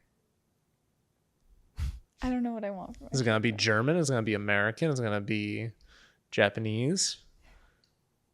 I might go American for my show car. Okay. I'll get like a 68 Corvette. 68 Corvette? Yes. Okay. Yes. And then for my track car, I'm going to have to stick with my Evo 8. Okay. Fair enough. Yeah. The RS, right? My RS. Yeah, okay. Yeah, I'll stick with my Evo. There's so many 8 for Evos. my I'm getting track so car. confused here. Just double checking, making sure I'm talking about the right one. Okay. Yeah. All right. What are you cooking over here? Daily driver, I would have to stick to my Ram 2500, dude. What year? 25. 25? Nice. Yeah, Okay. It just hauls Man after my everything own heart. effortlessly, bro. And I was not a diesel person until I got this, and it's just so awesome. Okay. Daily driver, what was it? Show car and what? Track and show car. Track and show car. So track would be, man, I've always wanted a Huracan. I knew you were just gonna with say like that. a twin turbo, just like a basic twin turbo kit on the Motec. Nothing crazy, like just like a Just a light Boost 1200. Logic. Yeah, just like a pump gas, like 1,000 horsepower, whatever. Just that would be my track car, I would say. Yeah. And then I a like it. show car. Show car. I know, I don't think about the show car that much. Show car. I would probably have to choose an Evo. As a show car? Yeah, as a show car, and What generation? 8? it would have to be an Evo 8. Okay. No, it 8 would or have to be an 9? Evo 8. But I'm Myvec. I don't like You don't want a 9RS? Rebel. No, it would have to be an 8. Just such a rudimentary engine. It's just so like raw and basic, simple, to the point. There is no variable cam timing. There's just I would pick that as a show car and maybe Okay. lower it a little bit. That's Okay. Just put an SPL Simple. 900. That's it. I like it. That's it. Yeah, that's gonna be it. Well, on that note, where can everybody find you guys? Instagram Speedlab _Inc. YouTube Speedlab _Inc. I'm at Boosted Lexi, Lexie on everything. On everything. Okay. Okay. Yeah. And I want to at Ronnie After Hours on OnlyFans for you. OnlyFans. Yeah. Yes, OnlyFans. Awesome, guys. OnlyFans link is gonna be afterwards. He has to do yeah. OnlyFans to support With a me. coupon code. Yeah, we got to get you that twin turbo Huracan somehow, And right? Yeah, that exactly. coupon code is gonna include a Minnoxide code. So Well, sweet. Thank you so much for making this happen, guys. I'm glad we got to finally meet in person. This is we've been planning this for a while. So thanks, guys. Thank you for coming out. Yeah, I'll be back. And thank you, everybody else, for listening. And SD cards are still recording, I think. And see y'all next time. thank you guys. Appreciate it.